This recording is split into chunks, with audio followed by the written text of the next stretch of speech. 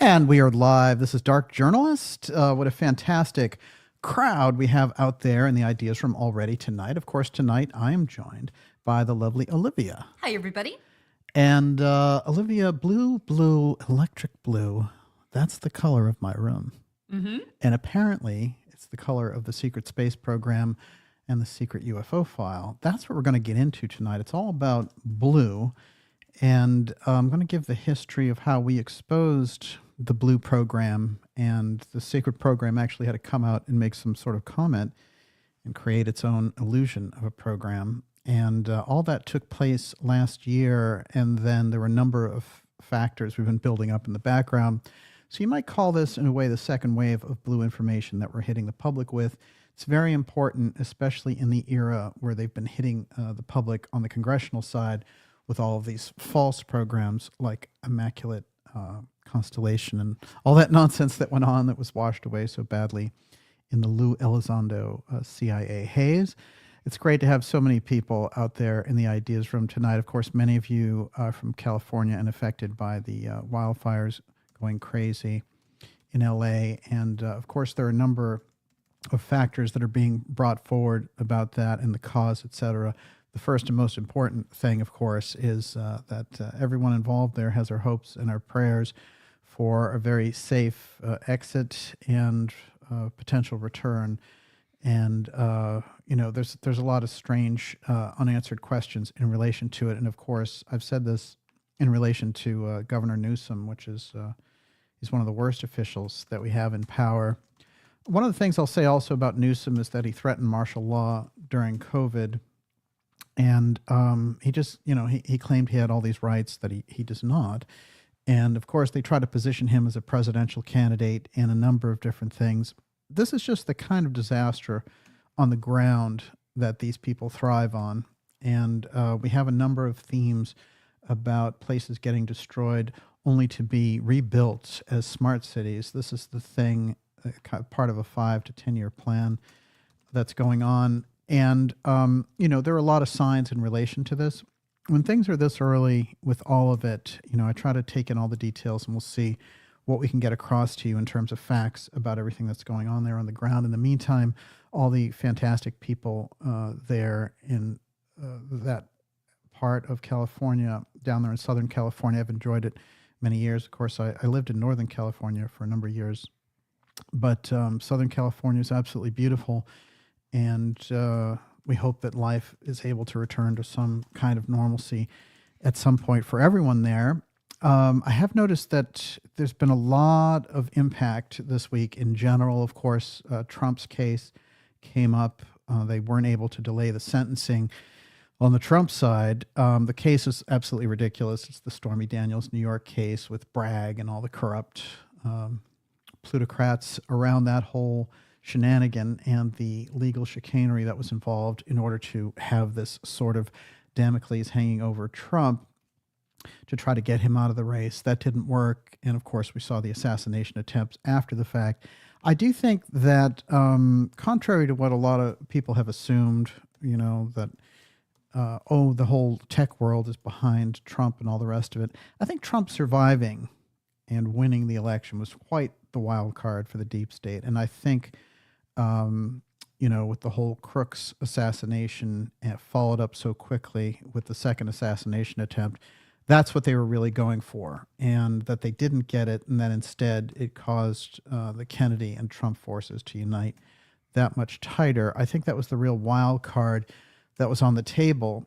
And I do think a lot of tech forces have moved their way into Trump's camp, but I think it's by necessity now because they see they don't want to be at odds with that political aspect. But I think it's more opportunism than anything else. And I think even in relation to Musk, who I think could prove to be a liability on Trump's side if he continues to act in this kind of, you know, irresponsible public fashion, shooting his mouth off, swearing, all this kind of stuff. And I think with somebody like Musk, it's important too that, you know, when he was getting criticism over the H-1B visa and all that, regardless of what side he came down on, his whole thing was, hey, we're going to downgrade anyone who's negative on Twitter, X, and we're going to lower them in the whole algorithm situation. That tells you the type of leader that this guy wants to be. If they turn up the heat and criticism, he wants to be able to shoot them down. That's really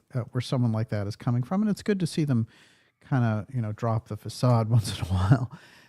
And now you have guys like Zuckerberg going out there, and we're supposed to take them at their word that they were never against free speech. It was always somebody else's plot. It was that evil Biden that did it, even though he didn't have a marble left in his brain.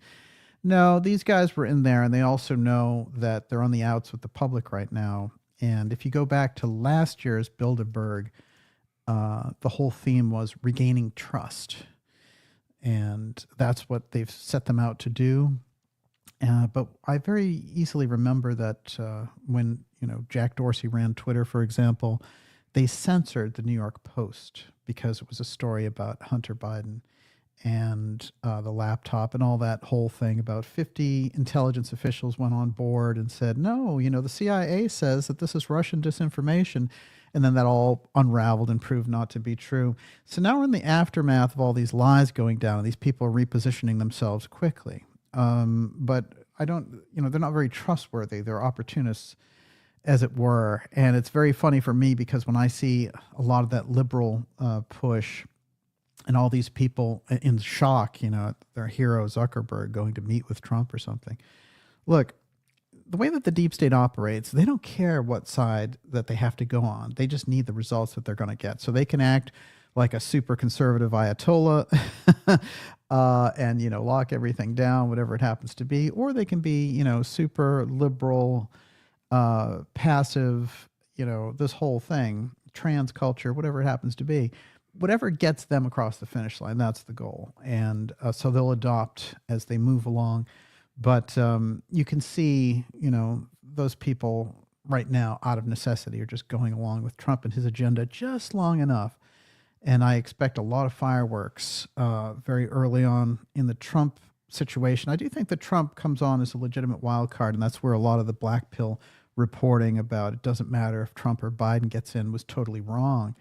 So we need to look at that now and really understand that the Trump aspect is quite a reversal of what was happening. And he's sort of he's the face of this populism now. Now we know Trump is a billionaire and he hasn't got everything right by a long shot, but his cabinet and the whole force that he's brought into that campaign, the bravery he showed in the face of the assassination attempts and everything else, really lets you know that this is a different situation coming in. If Kash Patel becomes the FBI director, for example, Tulsi Gabbard, director of national intelligence, Bobby Kennedy, HHS, this is a different setup, and this could really, really be the beginning of a true era in American politics. And I actually see some of the things that are going on in relation to the Greenland, Canada talk and the stuff that sounds maybe a little more over the edge than it is. It becomes distracting to the original message that people have elected him for, which is the America First thing. So my 2 minutes of free advice for the Trump campaign would be stick to the message, the economy, freedom, Supreme Court justices that are on the side of the Constitution, things of that nature. And really reminding people of that. It's possible, since buying Canada or buying Greenland and merging with Canada was not any part of the dialogue that was going on in the campaign. So you have to start with the things that people voted for and then raise these other things. That would be my advice. But it's going to be fantastic when Trump gets in there. On the 20th, he gave a very interesting press conference with a number of governors, Republican governors, talking about the drones. Now, this is very interesting to me because the drone issue is so crucial, the things that have taken place there, and these drone swarms. We're going to get so into that tonight in the Blue UFO File episode. This is Dark Journalist X Series episode 184, and it's Blue UFO File Secret Revealed. And this is the second wave of blue information, and the first wave really rocked that whole sort of intel silence. I guess you could put it that way. We're going to be taking your questions. I want to remind you in the second part of tonight's program, Miss Olivia will put those together. We'll go with you here a couple of hours tonight in this special episode. Before I go any further, Miss Olivia, what do you got? Amy Thomas says, does the color blue confer any protective benefits from directed energy weapons? Robert Scott said blue trash cans unburned in Los Angeles. And Ivan Langley says, I saw a video of blue trash cans being the only thing left, just like we've seen. Well, there's some coding thing that's going on there. I mean,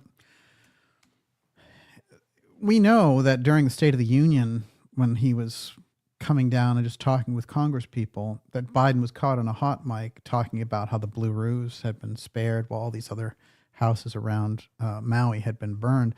There's no question that there's an aspect going on in relation to that. When we take it from the aerospace side, there's much more clarity for me because I see where it came from. I researched it a lot in the background and talked to people who operated inside of those systems to try to get to what was the core of the program. Remember, we deal with steganography in this series. So when we brought forward the X steganography, this is before Twitter became X. It's before that big X push and the everything app and all the things that are going to happen. There's going to be X money and all that that Musk is going to have.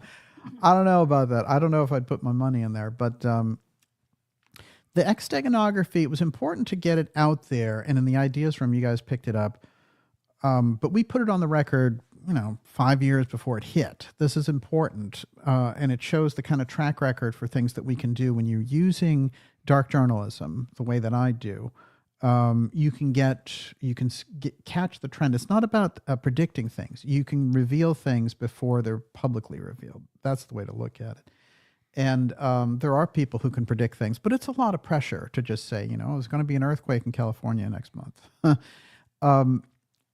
For me, I like the sweeping trend of what is behind it. Now, the steganography involved with X is exactly the same steganography involved with blue, and they both relate to aerospace and exotic technology. I'm going to reveal how in tonight's very special episode, and we're going to go between the 19th century, the blue associations that were going on there, some of the things that Albert Pike put on the record in relation to the blue lodges of Masonry, and Rudolf Steiner is going to be involved in that part of the conversation too. I'm going to take aspects from the mystery schools. Of course, we just came out of a very important Two-Eye Stone, Firestone, Casey episode relating to the Atlantean technology.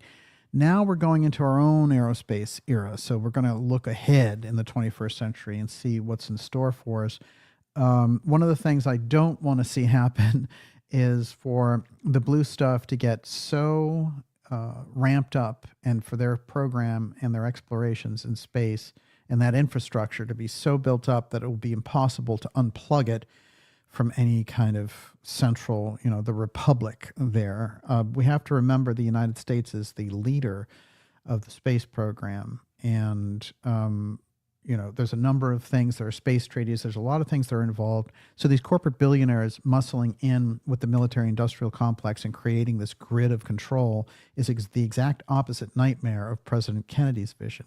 And Kennedy's vision and the Blue Gemini program come right into the heart of this. That's part of what we revealed in our documentary Blue, which I've provided for you guys on this channel for free because the information was too important. I also want to remind you, if you're new here, and I notice there's a lot of new people out there, to go to darkjournalist.com and sign up for our newsletter. That's a free newsletter, and it keeps you and I in touch around this immense, and I mean massive censorship. I get emails all the time for people who try to find the program on Friday night and even in YouTube can't find it, never mind just in Google searches and things. So they've whitewashed me into a lot of different, bizarre listings. But the best way around that is just to get that newsletter. And basically, it just means once a week we'll let you know about the incredible episodes of the X series that we have coming up for you. Fascinating interviews to kick off 2025 with. Our amazing documentaries, of course, the most recent one, JFK, The Final Speech. That's the Antarctica UFO file, some of the most crucial information. And it's a 90-minute documentary, incredible production values. And we had Kelsey Forrest and my great production team working on that one. And also, we're going to have some events coming up for this year later. So all that's there in the newsletter. Stand up and be counted. make sure you're on there. Okay, before I dive into all this, Miss Olivia, what do you got? I did want to mention Stimpy says the Theosophical Society building burned down yesterday with the archive containing the TS history, including 10,000 unpublished letters regarding Blavatsky.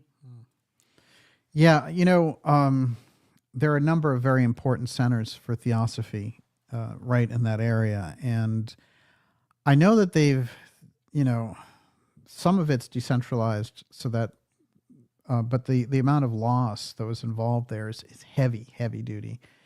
And so we'll see, the ultimate aftermath of what they say is gone. But that is a remarkable loss just in terms of that occult esoteric history. And you can see how important it is to maintain that in any kind of digital and non-digital forms. But hopefully, they recover some of that and are able to continue. Certainly, Southern California is a major focal point for a lot of very deep esoteric information, the Theosophical Society archives and all the rest of it. So that is a tragedy. Hopefully we get an update on what they were able and managed to save, because there's so many important things that happen through theosophy. And, that's regardless of where you come down on any particular religion or belief system. There's just a lot that came through this incredible change in society. I think a lot about the things that theosophy in general accomplished, and bringing yoga really to America is one of the most important. Of course, the first cremation in America was done by the Theosophical Society. That's very interesting. And just the whole emphasis suddenly became around, ESP and past lives and near-death experience. All this was right there in the heart of it. Of course, the Atlantis story. And that all came through this Blavatsky wave. And it didn't really come to fruition until the 1960s. That's when the culture was ready for it. It had another resurgence in the 1990s. And then, really, I think there was an incredible during the terror decade of the 2000s. And then in all of the political battles and things, I think the spiritual exploration has been sublimated. It's been pushed down. And they're trying to see if they can't keep you in this, fear cycle over and over again. It's very important for us to remember that, because that's a very Ahrimanic, going off of the anthroposophical cosmology from Steiner. That's very Ahrimanic. It keeps you locked into a material side of things when you operate on a number of different levels, but certainly you can't separate that spiritual life. So it's a very important thing that was injected through theosophy, through anthroposophy, through the mystery schools. Those were the public mystery schools, but represented really various millennia of incredible work that was kept and held in secret. One of the greatest things, I think, in the Gurdjieff work, and, we cite a lot of the fourth way people on this program very often, but one of the things that Gurdjieff said is there's two levels. There's what to do and how to do it that relate to mystery information. So the what to do, if you're coming out, a religious group, for example, in Christianity, we have turn the other cheek and all the rest of it. But the how to do that, because very often an impulse like that, you turn and strike somebody back before you're even aware of what was happening. So how do you do it? How do you do these things, these kind of lofty spiritual ideas that are outlined very well in certain texts in the Christian faith? Well, how to do it remains hidden, according to Gurdjieff, because when it's public, it's persecuted, because naturally that leadership structure does not like the competition and seeks to snuff it out. So they remain in secret as kind of underground, passing it along as a force, moving the culture forward in the background.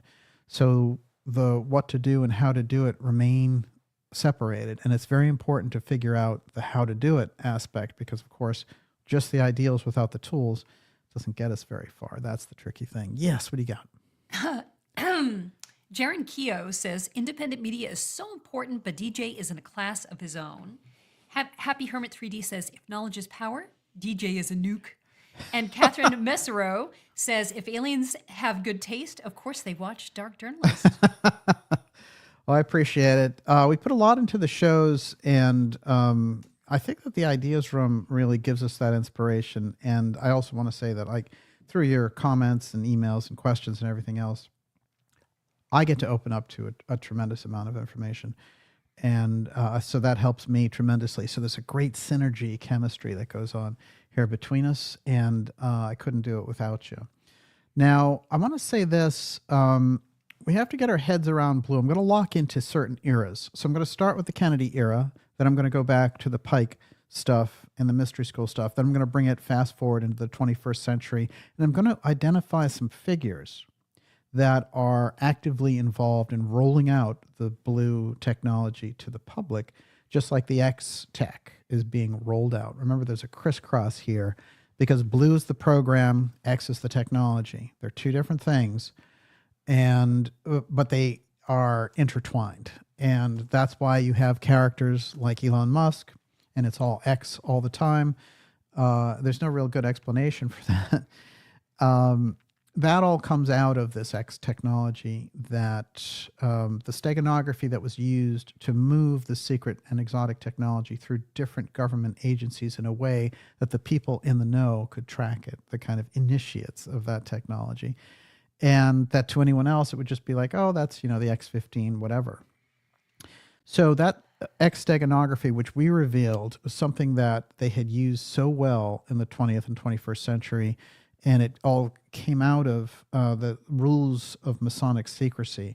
That's why we had people like Vannevar Bush in the heart of the UFO secrecy. So this is how they did it. And, you can understand from their point of view what they were getting out of it. But that wall of secrecy has created such a schizophrenic situation, I think, on the ground with the average person, that, the things that the leaders know versus what the average person on the street knows is just there's too wide of a gap there.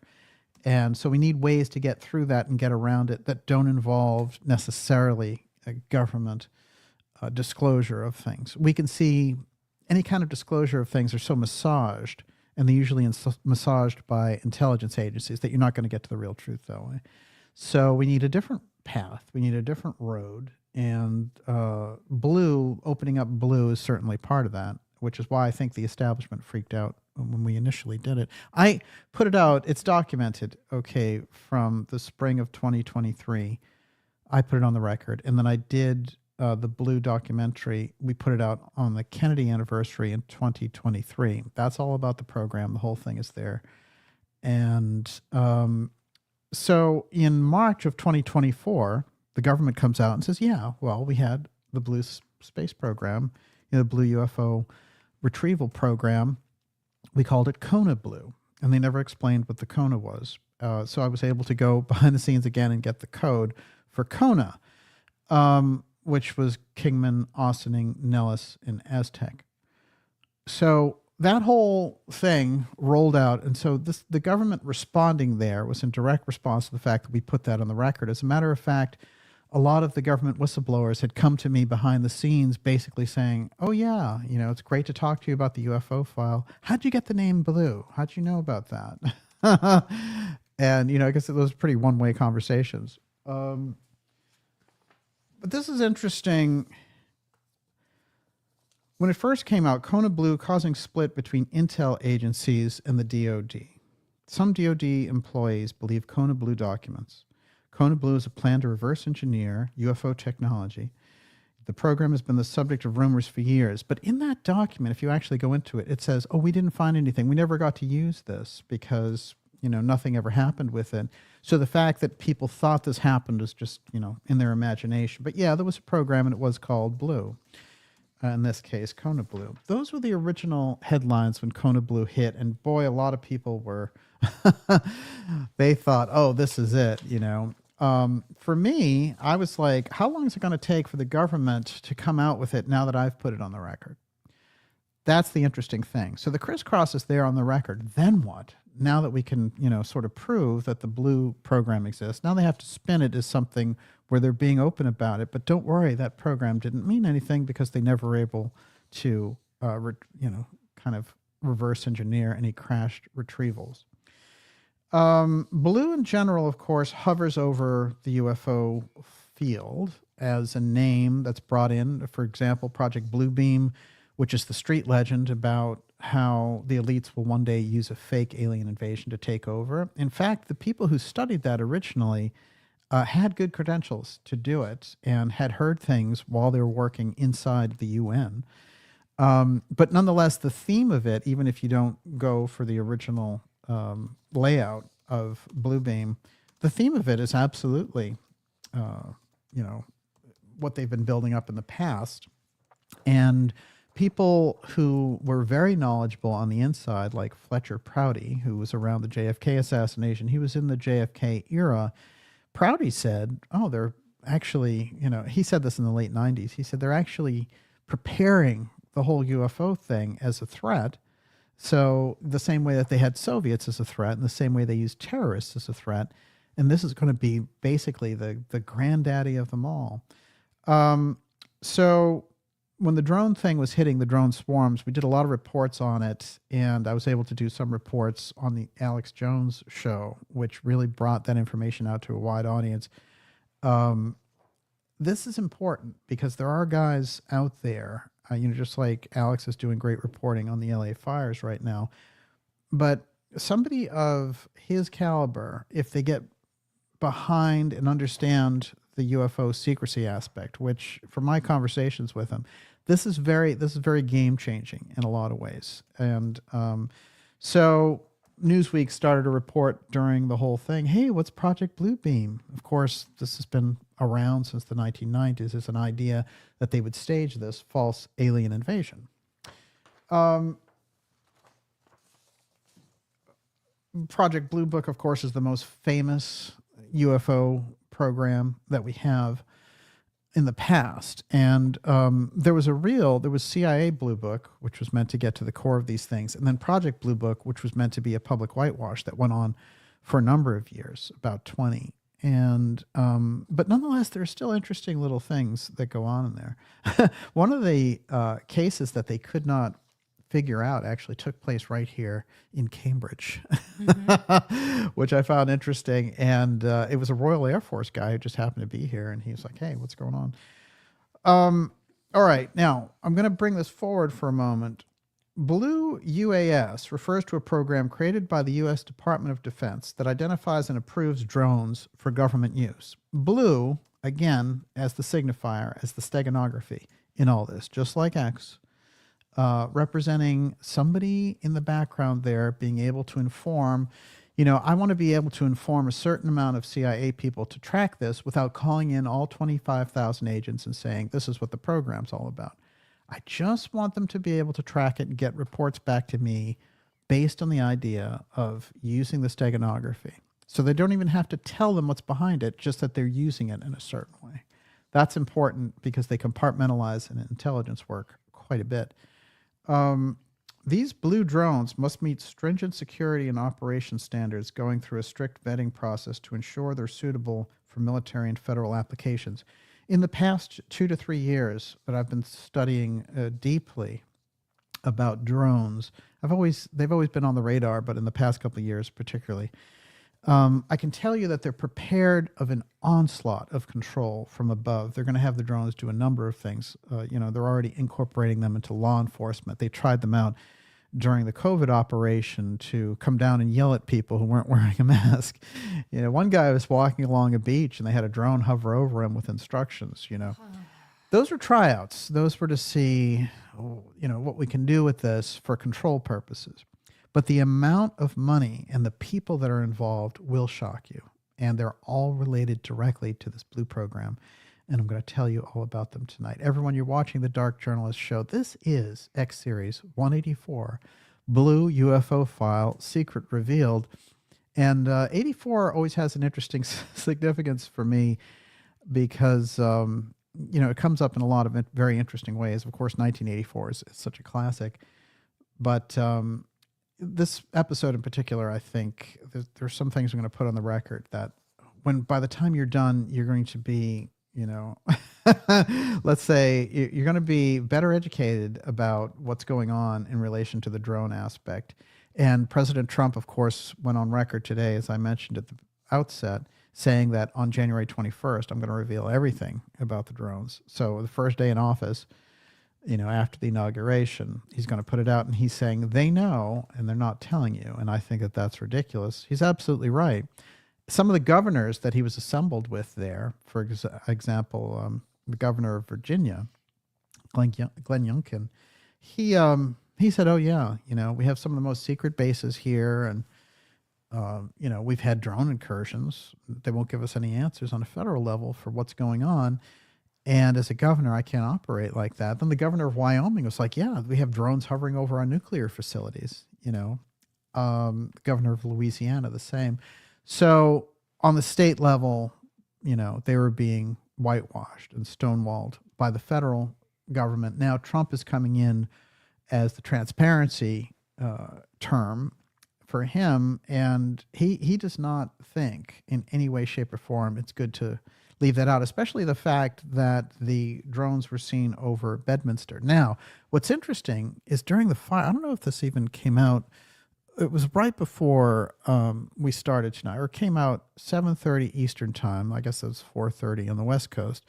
Law enforcement in Los Angeles had been giving a press conference of what was going on, and they talked about drone incursions during the fires. Now, that's very interesting, and I think it may raise the awareness around this. The general mainstream media has been able to play it down, and unfortunately, this is very crucial to understand. The independent media dropped the ball dramatically, and I mean dramatically, with the drone issue, because they didn't have the comprehension of what could be behind it. They said, "Oh, people are misidentifying airplanes," and things like that. They played right into the hands of the mainstream media that was blocking the story out. So a major fail there by most independent voices on this. We did a number of shows trying to push out the greater truth around this. And certainly there were others as well. But it's very important to get the drone thing. Look, the whole point of the ability of Northcom to call in an emergency to trigger off COG is based on an emergency, and a sky emergency is one of the most crucial that you can do. So just for introducing these factors, the types of things that they lay out there in the media about the airspace and how, oh, there are always things in the airspace we can't see. We're going to tweak those sensors and make sure that we find out what's up there. I can't tell you how ridiculous it is. I've studied the subject so deeply ever since now. If you go back in history and you look at everything that we've gone through from 9/11, the Cold War, World War II, everything, the rocket development, satellite development, and all the rest of it. They watch the skies so tightly with NORAD that, and with our satellites and everything that's going on now, that literally, if you dropped something on the ground at any given point, walking in a park or something, they can see it in a heartbeat like that. If you go back and look when the technology was becoming this invasive, there were figures out there like Ted Kennedy, who went on the record saying, look, the types of things that were in the 1980s, there were all these things about the Soviet underground nuclear bases and things like that. And he said, look, we can look and read license plates underground in Russia, and they can do the same for us. That's the 1980s. It was 40 years ago. So what can they do now? You can just imagine thermography and all the rest of it. So any instances or allusions to the fact that, oh, we have to tighten up those defenses in the sky. No. They have them tight, locked down, and that is a grid, and they can see anything, literally. That's why, I get a kick out of the whole thing about the bunkers and how they, present these bunkers as, hey, people can escape with bunkers. Doesn't matter, There's nowhere to run to with this type of control grid. The important thing is to get a handle on it, because technically we're a republic and we have the control over what's up there, whether it's commercial or whether it's government. That's the thing to exercise. Unfortunately, there are no tools to deflect those people. And the type of technology that they have, that's where understanding things like Blue, the secret space program, and the UFO file becomes so important. So that's what we're going to do now. Before I jump into the rest of this, Miss Olivia, what do you got? Jenny says a New Jersey company just showed their large drones that they've been testing them at night, but it still doesn't answer all the questions. Oh, wow. Well, yeah, I think that there's a number of different drone companies, and they can, be exercised by law enforcement, hired by commercial or private individuals. So there's at any given time, there are a number of drones that are involved that are just the normal run of the mill. What we saw in New York and New Jersey during that surge, and what we're still seeing around the country and in Canada and around the world at different military bases, are swarms. And the swarms of drones represent a threat. And so under any normal circumstances, if you get something like that around a nuclear base or whatever it happens to be, you would have disruption technology on them, and then you'd have pulling them down. Originally, in the case of New Jersey and New York and stuff, they were saying, we don't have the authority to do it. And, the federal authorities were like, oh, we don't know what's happening. Absolutely ridiculous. I mean, I can't tell you how ridiculous. And the mainstream media blocked it out. And like I said, the independent media didn't, they didn't get into it. How can you even imagine that our airspace would be that open to any kind of intruder? It's absolutely absurd. No, they know what was up there. And that's the scary part when we get into this. Now, there are a number of things that have come out that, including the Levelsberger and all the things that happened with this explosion last week in front of the Trump Tower in Las Vegas of a Tesla truck, and the individual inside who was a member of special forces and things. And the strangeness around that case, it's not even very clear if that was him inside, but the various things that have come out as a result of that, his manifestos and all the rest, it's quite interesting because in those manifestos, he brings up what? He brings up UAP as part of his credentials at a certain point.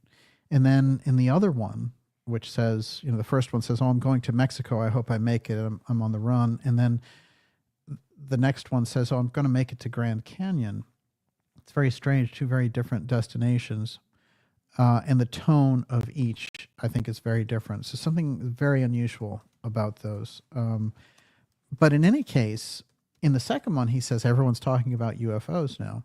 So you have UFOs and UAP brought up, but he talks about the drone swarms and says, oh, these are Chinese super, they have this super capability, these super drones. Now, he talks about them hovering over the White House and it's game over and things of this nature.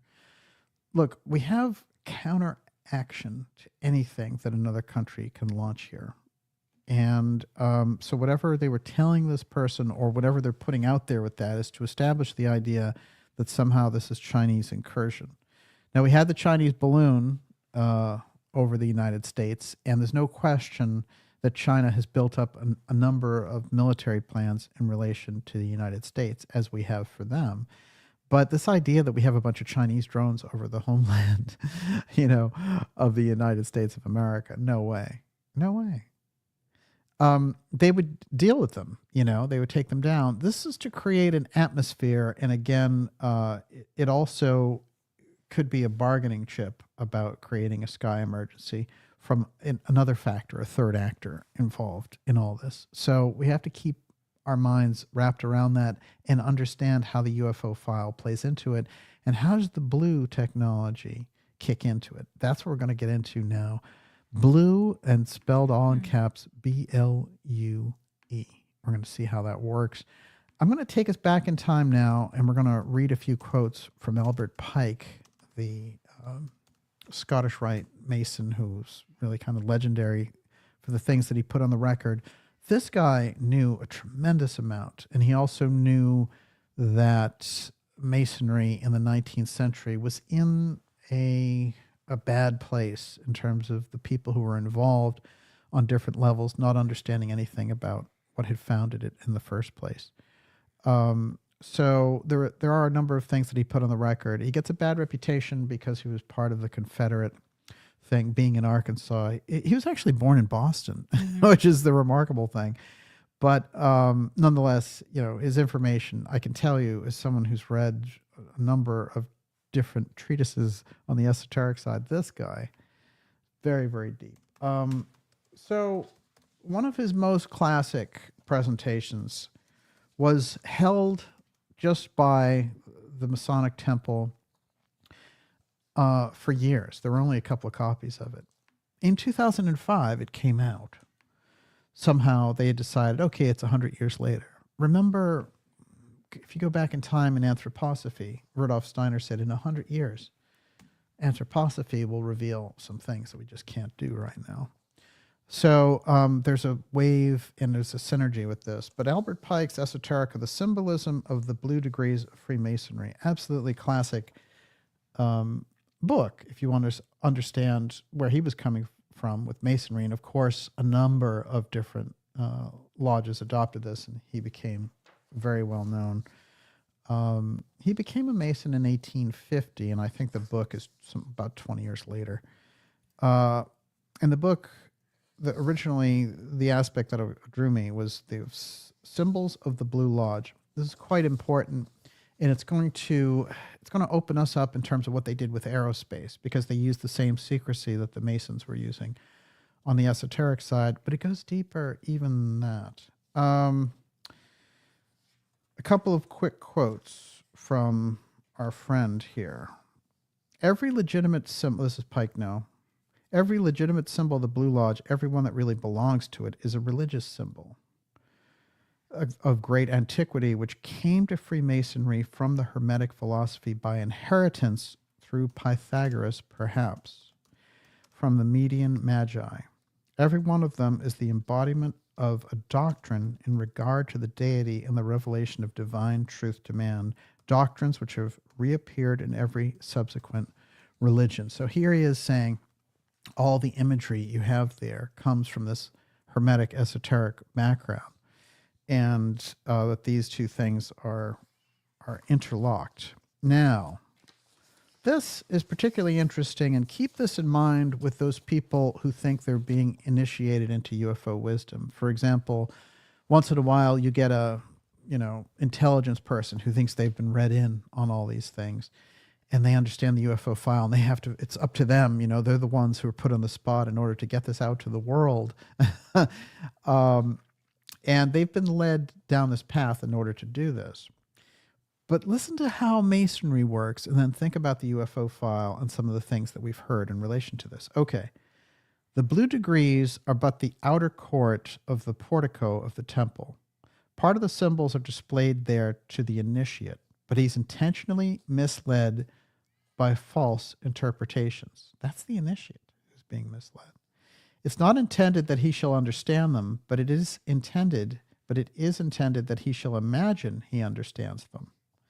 Their true explication is reserved for the adepts, the princes of Masonry. The whole body of the royal art was hidden so carefully centuries since in the high degrees, as that it is even yet impossible to solve many of the enigmas which they contain. It's well enough for the mass of those called Masons to imagine that all is contained in the Blue Degrees, and whoso attempts to undeceive them will labor in vain and without any true reward violate his obligations as an adept. Masonry is the veritable sphinx buried up to its head in the sands heaped around it by the ages. Crucial part of all that is it is not intended that he shall understand them, but it is intended that he shall imagine he understands them. That describes the secrecy around the UFO file perfectly. And the reason of that secrecy around the UFO file, as I've put on the record, has to do with the X technology and its effects, and this effect that I've called apotheum, which relates to everything, as we've seen that happens during an ET encounter or when there's a UFO flap. A number of different things take place, but I can also trace this into, for example, the ectoplasm that occurs in the early versions of the mediumship of the Victorian era. Those things are directly related. And apotheum effect that takes place is something that changes the physical relationship of the world through physics. So it's a reality distortion physics that enters in. And so, that whole kind of experience that takes place where there's missing time, where people go through walls, all of these different reality obliterating experiences that people have when they encounter, get abducted by a UFO or whatever. If you really go into those stories, you're going to find that there's something operational there, which is, it is like Alice in Wonderland after all. In the text of the Blue Lodge secrets that Pike was getting into, he shows us various Rosicrucian and early Masonic imagery. And what he's saying is this, in the symbolism itself, it's representing a great deal. But what happens in the case, and the thing that he was kind of objecting to, is that they rush the person who's getting the Masonic training and they don't explain what the symbols mean. They just learn them. So it becomes kind of an internal choreography. Now, it's interesting because Gurdjieff had said this in relation to some of the things that take place in the Catholic Church. And as someone who's raised as a Catholic, I can tell you there's all sorts of fascinating choreography to that. But what's interesting is apparently in the cases of the churches, they learned it and they've held it, but they haven't understood the meaning in many cases. So that's reserved again for a deeper group inside of the whole structure. But just by performing the actions themselves, unaware, they're causing a certain good chain reaction of things. But the problem is the deeper understanding of the whole thing gets lost. And so it just looks like, oh, it's an elaborate ritual of some kind.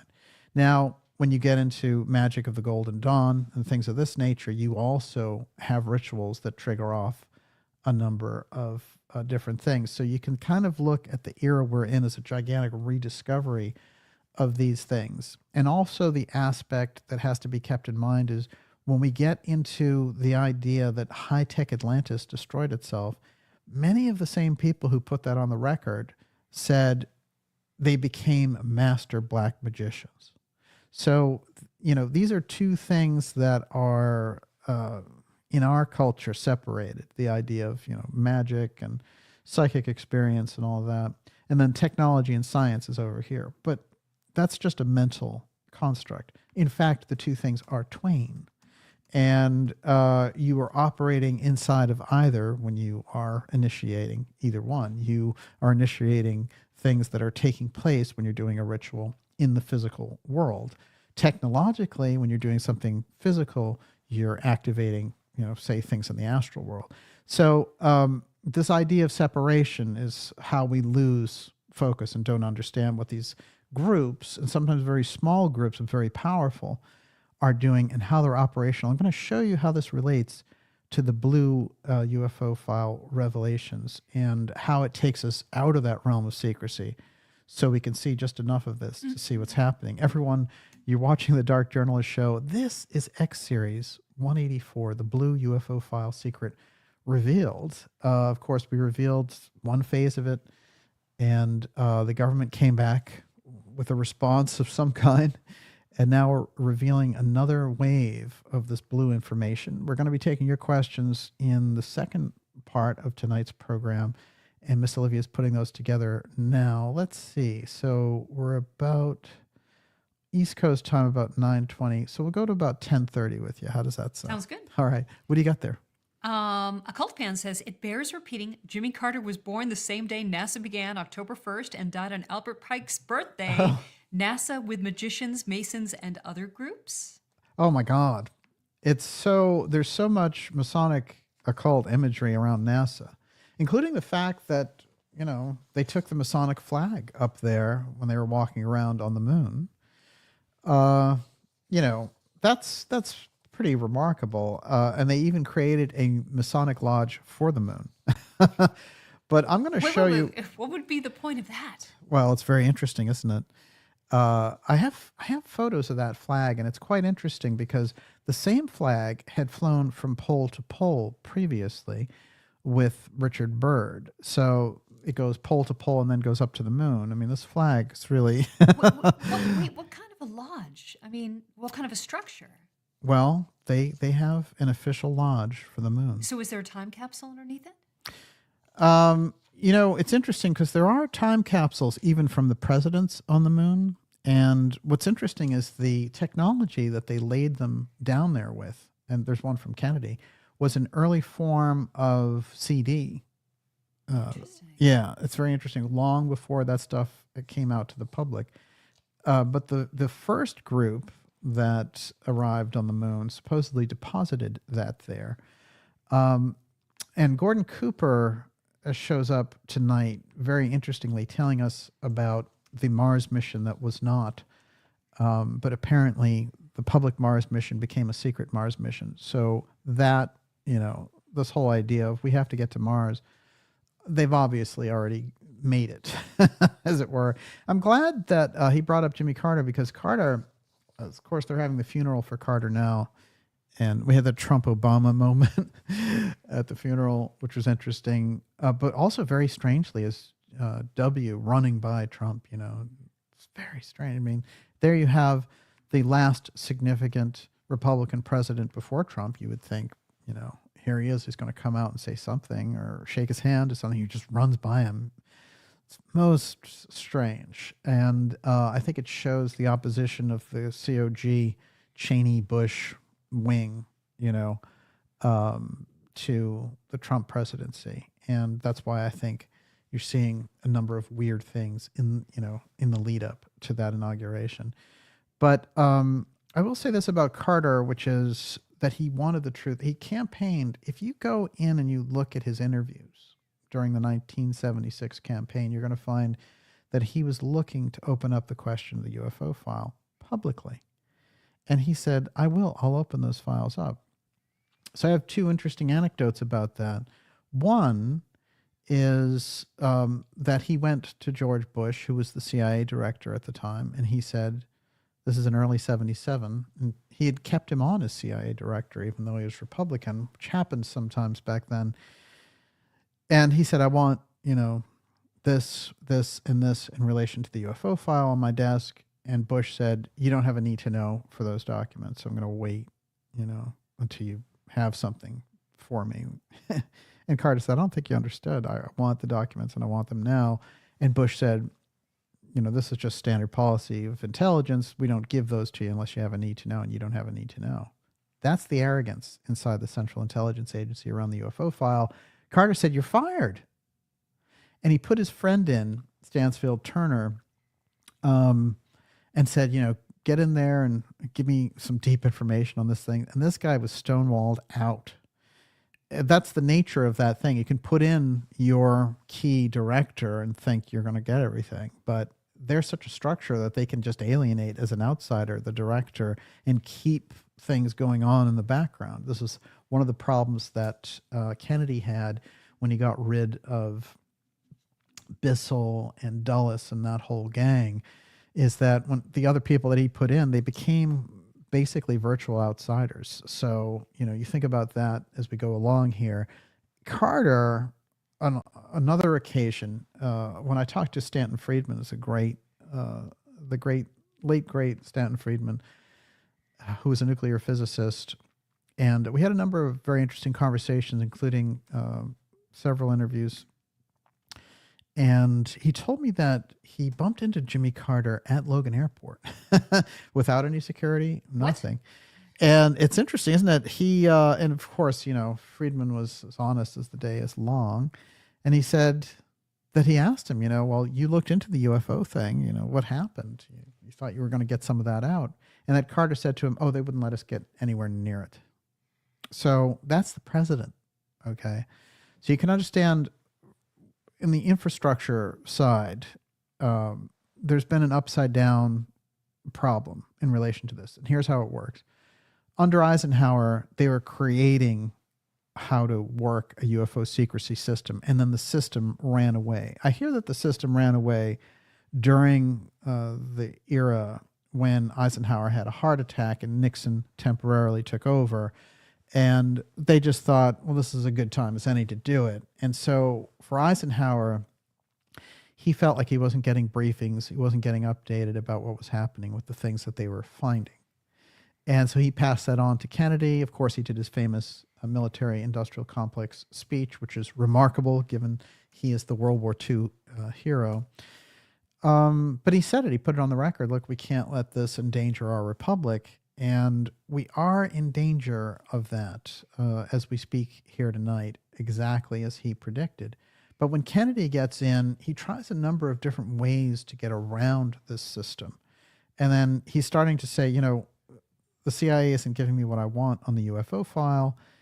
They're running their own foreign policy and all the rest of it. And he tries through a number of presidential declarations, including NSAM 57, to move that authority over to the military for covert operations. That's how you would pull then that knowledge of the UFO file back under the executive branch. That's what Trump did with Space Force, the same motion and activity. And this is how it gets accomplished, because look at Carter's comment, you know, if you're out of the loop, you're out of the loop, and they're not going to do anything for you. Now, I want you to keep that in mind, and I'm going to go into this program, Blue Gemini, which is the beginning of the split inside of the NASA space program. So the secrecy side winning and moving Kennedy's program out. And that's how we got so much chicanery and obfuscation around the Apollo missions. But it's a foundational aspect that can be brought out now on the blue side that's factual, documented. And then we can take a look at how this is impacting us now through the likes of Musk and Peter Thiel and others who are inserting themselves into the space hierarchy when nobody elected them for anything, you know, last time I checked. Everyone, you're watching the Dark Journalist Show. It's the Blue UFO File Secret Revealed. We're going to take your questions, don't worry, in the second part of the program coming up in about 40 minutes, maybe more like a half hour. And before I jump into this quote, Miss Olivia, what do you got? Nennis is asking, could Daniel please let us know what the symbol is on the lunar lander in the thumbnail? Well, it's very interesting. I'm going to get into that. That is Blue Ghost, and it's from Firefly Aerospace. And it's a very interesting thing with this because they are attempting to install a satellite on the moon. And I can show you that that is both a Mayan and an Egyptian hieroglyph, oddly enough. I'm also going to show you some very interesting and unusual ancient symbolism in relation to one of these major drone makers, including the fact that this guy came out of the whole Oculus program of virtual reality in combination with Facebook and Meta, and then suddenly he shows up with killer drones. We have to keep our eye on this gentleman. I'm going to get into him tonight. No worries there. All right. This is from an official NASA document talking about Blue Gemini. Now, Blue Gemini is very important. I have a picture of Blue Gemini in here. Let's see. I have to get out of all of the Pike wildness and into all the Kennedy wildness. Hold on. Ah, here it is. Okay. A couple of things to keep in mind, which is there are some figures back there, like Colonel Corso and others, who were telling us that what was taking place was that they were developing these space planes in that era to chase UFOs. So that is, say, the late 50s and the early 60s. And that when Kennedy got in office, that he was regularly briefing him on these chases and the information that they got as a result. Now, there's an official from the Kennedy, I've put a lot of information on the record from different people associated with the Kennedy aspect, including the fact that the Watergate attorney, Douglas Caddy, said that his friend, E. Howard Hunt, who was the top spy master of the CIA during the Kennedy era, said that Kennedy was eliminated over the UFO file because he was going to share it. We've done a number of documentaries and things about this. And it's all that information is there in the Blue documentary. But what I want to say is that this official in the Kennedy administration has now gone public. We've talked, and there's, the possibility that we'll do an interview. I hope so. I know other people are trying to get him as well. I don't know exactly why he's waiting, but this is a gentleman who's in his late 80s now, and he was briefed by Richard Bissell on UFO technology, where it was coming from, what it was about. He didn't work directly on the program, but he knew that Bissell had been briefed, and he got briefings from Bissell on it. I'll read a few quotes from him tonight too. But this whole thing is going to blow up, what Kennedy was up against in that period, and how this became this secret space rulership, in a sense, and that whole thing that was built up, all of that infrastructure, which is now privatized and taken over by defense contractors like SpaceX, for example. That's the stuff that we set up. That's why there are no missions to the moon from 1972 onward, which is ridiculous if you look into it. And very often you'll hear people say things like, oh, it was too much money or whatever. The programs are already paid for. The next 3 were paid for. So you can't explain it that way. The only explanation is they decided to go black with that program. And that's where we get a number of things in the background. And that's where blue comes in so handy. All right. A couple of key things here. Now, there's 2 important things about on the record from NASA documents here I'm going to read about Blue Gemini. And pay close attention, because Blue Gemini is the program where they were incorporating this technology and trying to get around the Kennedy administration on it. And Kennedy sends McNamara over there and says, if you don't stop what you're doing with Blue Gemini and make it, instead of having it be 2 space programs, then I'm going to kick it back to the military, because at least I know I'll get answers from them. And this becomes a huge battle. And so they take off the blue aspect, and it just becomes the Gemini project. But let's get into a little bit of this. In the documents now, it says, the concept became firmer in June of 1962 when the Air Force Space Systems Division began working on plans to use Gemini hardware as the first step in a new Air Force manned space program, a kind of military space station with Gemini spacecraft as ferry vehicles. They didn't do this. The term Blue Gemini first showed up in August of 1962 as part of a more specific proposal to fly 6 Gemini missions with the Air Force pilots in preliminary orientation and training phases. Blue Gemini was neither clearly defined nor officially sanctioned. Officially sanctioned means the Kennedy administration would said, I want Blue Gemini, you make the program. So it's neither clearly defined because they're operating with this special technology, nor is it officially sanctioned because they're doing it on their own. So this aspect, and when we look and have an understanding of how the paperclip scientists got into NASA and maintained their command structure, as we've gone over in a number of episodes over the years, that becomes very important to understanding how Blue operates here. Because here's a NASA document saying it wasn't officially sanctioned. And it didn't have any oversight. So when they discover it, when they discover that it's going on, then they have a problem with it. And I have a picture, I did find a picture of McNamara leaving the meeting where he basically threatens NASA. Let me read a little bit more about this. The Air Force was divided on the best approach to the goal of military manned spaceflight. Some, like Air Force Chief of Staff Curtis LeMay, wanted nothing to do with Gemini, fearing that entanglement in the NASA program might jeopardize Dynasaur. Now, Dynasaur, D-Y-N-A-S-O-A-R, is the space warcraft program. And this is definitely working with the advanced technology for war purposes. Now, what's interesting is there was a big battle going on in the background there about keeping space demilitarized, which is what President Kennedy wanted to do.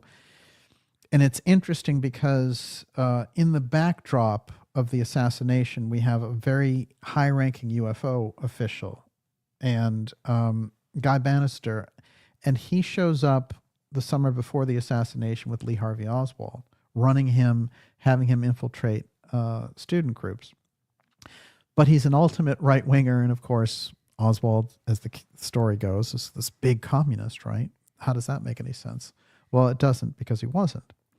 Now, what Bannister does is he writes a series of file names down about his file system. When he dies, the year after the assassination, all of his files disappear, his office gets ransacked, and all the rest of it. But oddly enough, the list of the various programs that he was in, the projects he was working on, exists, and his wife ended up giving it to a local library. So that came out among the souvenirs of Kennedy researchers who weren't thinking anything about the UFO file at all. And right there beneath the assassination of John F. Kennedy in the listings of the files for Guy Bannister, who, remember, had started the X-Files, for the FBI, he lists dinosaur, and then he writes underneath it space warcraft. Well, Kennedy wasn't looking for any space warcraft. So the real purpose of dinosaur was incorporating this UFO technology for war purposes. So if Kennedy didn't want to have, nukes in space and things, he did not want this thing up there. So Blue Gemini is a weird, untraceable moment in history. And the only reason it even came up is that in 2015, some of these documents tumbled out that showed McNamara being sent to NASA over and over again saying, you need to clean up your act on this, or I'm going to give it to the military, which is interesting because, the military is a war machine. And so the idea of, NASA, which is supposed to be peaceful, developing this thing, Kennedy is saying, obviously NASA, something's going on inside there, and they're using Blue Gemini. They're developing it for some other purpose. That's why it's not officially sanctioned. Now, what's interesting is I want to put that out historically too, because it's not just my opinion. It's a NASA document that says Blue Gemini wasn't officially sanctioned or clearly defined. So somebody had created this secret space program and they were operating it with blue. And the blue part is the thing that disappears. And then we have the Gemini program.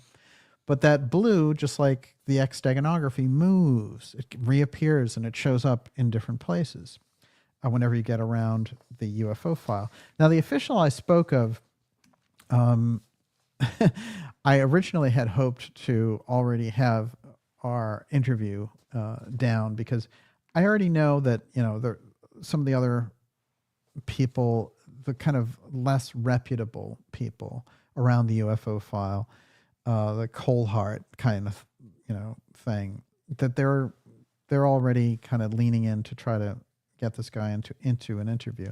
I had hoped we would already have it on the record, but nonetheless, I can say nicely that he's put some very important things out there, and I hope that he puts more out there. What's interesting, a guy's name is Harold Malmgren, and he was a special advisor in the Kennedy years. What's interesting is that in 2022, before he came out publicly and talked about any of this, I had done an episode with a major section on his daughter, Pippa Malmgren. And Pippa was very interesting to me because she had worked for a lot of George W. Bush era think tanks and things of this nature. And I was like, why is this kind of ultra-conservative think tank person writing articles about UFOs and, the UAP problem and all the rest of it? Then the father comes out and he starts to talk about, well, I wasn't directly in the UFO program, but I knew about it and worked around those people, and that Kennedy got briefings on it and all the rest of it. One of the things that he put on the record is this, which I think is crucial, and hopefully we do get a good interview with him before anything else happens. Quote, 60 plus years ago, I was provided highest level classifications to lead the Department of Defense work on nuclear weapons and anti-missile defense. I was informally briefed.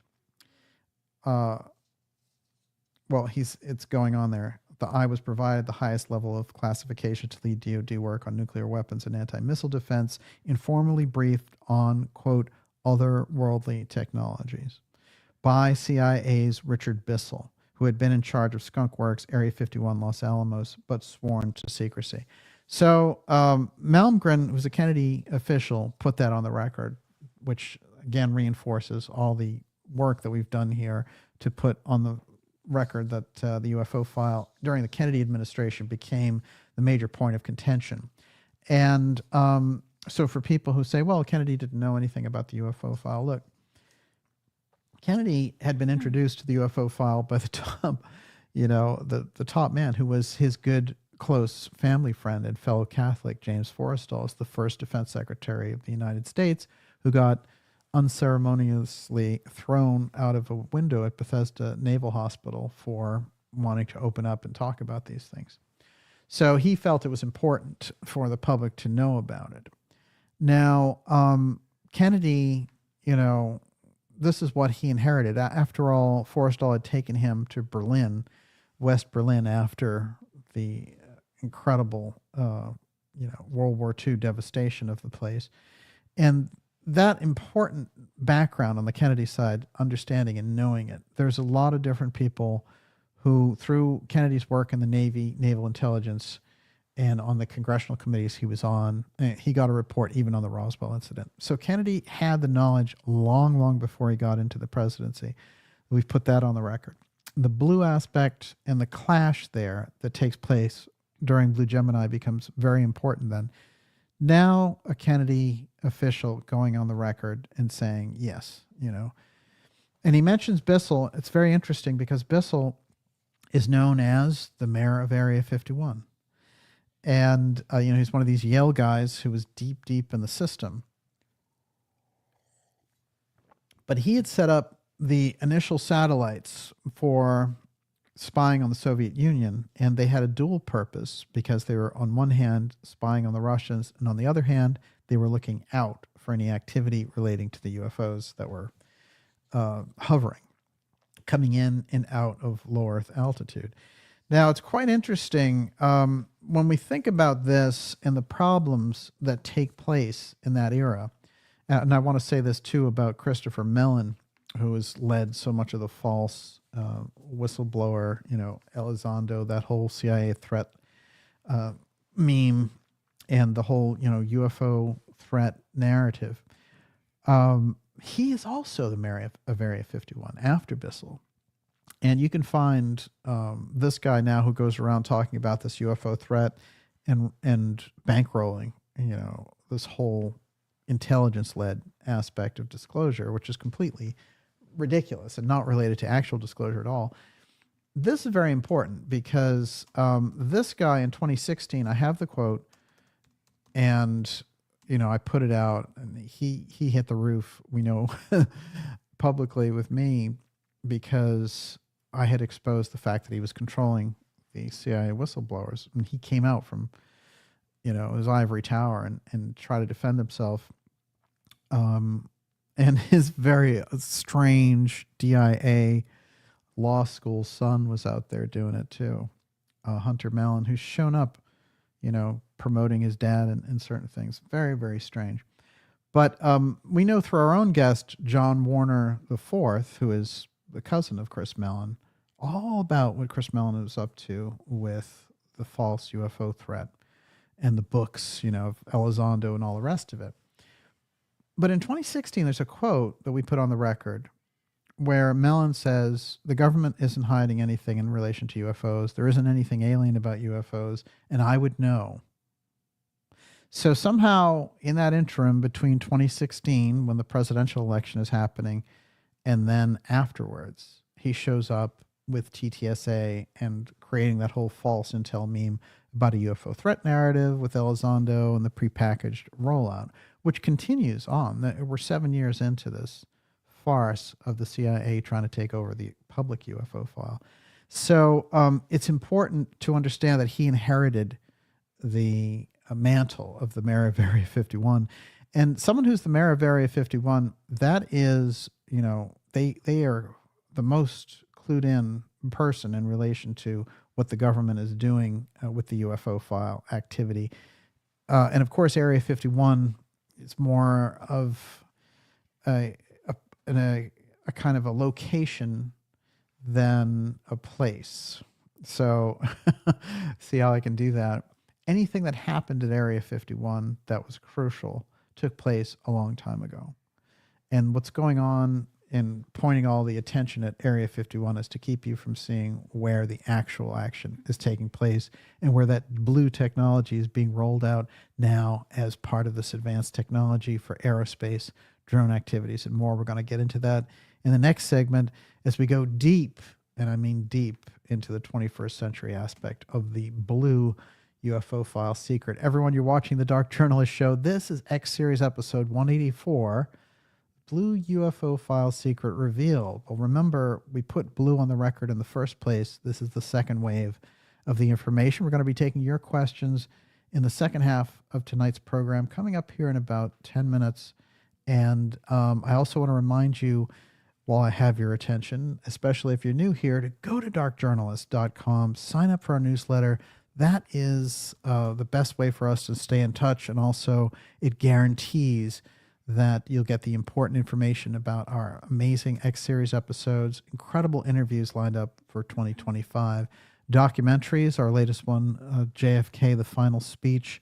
That's the Antarctica UFO file, all the information about Byrd and all the information about Lloyd Berkner, who was the individual that Kennedy was going to meet, right steeped in the heart of the blue technology, Lloyd Berkner, the physicist, who had gone with Richard Byrd to Antarctica and had led the Robertson panel and all the rest of it. That's all there in that documentary. And these episodes really build off of that, along with some very exciting live things that we're planning for later this year. All that's in the newsletter, and it gets you around the secrecy. So stand up and be counted. Go to darkjournalist.com and sign up for the newsletter to make sure you're in the know and you're not blocked out by the Google algorithm. Or say it 3 times fast, Google algorithm. What do you got there? News Drifter says, dinosaur equals TR3B, question mark. Tina Borch says, in the initial pilot, Lost in Space, the Jupiter 2 was Gemini. And Rebecca Bromley says, it was the failure of on the launch pad of Bluegill Prime, part of Operation Fishbowl, that opened up the opportunity to test the Ripple technology in Operation Dominic. Yeah, there's a thing that came up. It's funny because they treated it like it was a news story, but that report came out 5 years ago about one of the experiment. The program was called Bluegill, and it's 1962. It was part of Operation Dominic, and it's interesting because we did the thing on Ripple with Farrell last summer, and we tied that in with Berkner. But here's what's interesting. After that, the story came out and they were like, oh my God, there was a UFO involved with the Bluegill thing. When they went to set off this explosion, they accidentally, hit a UFO with it, and the UFO, they tracked it, and this has been on record for a long time. You'll see this happen too, which is something that is out there and on record. It'll be like, oh, the secret memo just came out and it's been out there. But it's always interesting. And certainly the timing and the name thing matches exactly what we're looking into here on the blue side. So that was very interesting. And I have no doubt that the nuclear tests are involved in many ways with attracting attention, which is why you see so much curiosity around the UFO aspect with nukes. And of course, the people who were involved in many of those incidents are now at the head of Space Force, at the head of Northcom, at the head of NORAD. These people have a UFO file footprint, as did the bomber who, the person who supposedly blew himself up in the Tesla outside of the Trump Tower. And again, there's too many loose ends to that story to take the official version of it by far. But nonetheless, the fact that they're rolling those things in, they're rolling the drone meme, the China threat with the UFO file, and they're rolling that at you with this big explosion in front of Trump Tower with a Tesla, I think more is going to come out about that, and we might even be presenting some of it sooner than you think. But yeah, very, very interesting indeed. I want to before I jump into the 21st century aspect, I want to again go back into the ancient piece. And this kind of moves off of the Atlantean story that we did last week about the two-eye stone and the technology that Edgar Cayce talked about. It's very important to include that advanced aerospace part from the past, not ancient aliens, not UFOs from the past, but the technology that the Atlanteans had. So it doesn't disqualify the other anything else that goes on, but we have to put it in. We have to understand that there was already an advanced aerospace capability in ancient times. That's going to make things a lot easier. It comes directly out of that mystery school lineage, and it's in the heart of the Cayce work. And it's interesting because Cayce comes after Steiner, comes after Blavatsky. He's like the next level of this information coming out. And all of that information from theosophy through anthroposophy through Cayce brings things to a staggering level. And so that's the mystery school moving the culture, directly injecting it. But Cayce's story about Atlantis, I mean, there was nothing really like it. And it's so well documented. It's in over 900 of Cayce's readings. I'm going to read something here about this great meeting that takes place. Cayce gives the date of 50,722 BC. Okay, this is the time period he's talking about. And here, Cayce is telling us the Atlanteans are meeting, and they're getting together in these ships. Just listen to some of the descriptions. And also, what's very odd, speaking of dinosaur, it sounds like they're getting together to use a gigantic death ray on dinosaurs. But theoretically, you know, by all normal benchmarks on this, the dinosaurs were eliminated in 65 million BC. So, you know, there's that huge discovery of dinosaur carvings of the Mayans. Maybe there's a huge misread on that. Maybe they were with us a lot longer, and maybe that was a little hasty. Okay, in some of the readings, I'm just going to read them quickly as bullet points, and then we're going to move on to the 21st century blue drone activity. I'm going to identify some of the companies, then we're on to your questions. All right. Everyone, it's the Dark Journalist Show, X Series 184, Blue UFO File Secret Revealed. Here we go. Are you ready? Edgar Cayce, the sleeping prophet himself. In the days when the people of nations gathered together to defend themselves against fowls of the air and beasts of the fields, came to the meeting in a lighter-than-air machine. It's the Atlantean period. In that land where people came as representatives of those who would make the land secure against the beasts of the fields, the fowls of the air, and the animals in the air in that period. It's the second rule of the Atlantean period. In the Indian land, when Said was the ruler, among those who gathered to rid the earth of enormous animals which overran the earth, but ice, nature, God, changed the poles, and the animals were destroyed, though man attempted it at the time. So they lived through a pole shift there in 50,722 BC. It's very interesting because it's spoken of pole shifts that they happen in 26,000-year intervals. We're moving, according to the mystery schools and the Cayce work and others, into another pole shift, which is part of maybe why we're hearing things about Greenland and Canada. Yeah, these groups know a great deal about where the safety lands are going to be, as it were. I can't help but say this also, and I'll go back to these quotes in a moment, but I'm working on something now. But it goes back to a series of Cayce readings where he talks about the world is going to be fed from three important places. And then later he adds a fourth. But Livingston, Montana is one of them. And it's very interesting because so many of the early incursions of the Chinese balloon activity and all that, all were coming in, everything was starting off in Montana.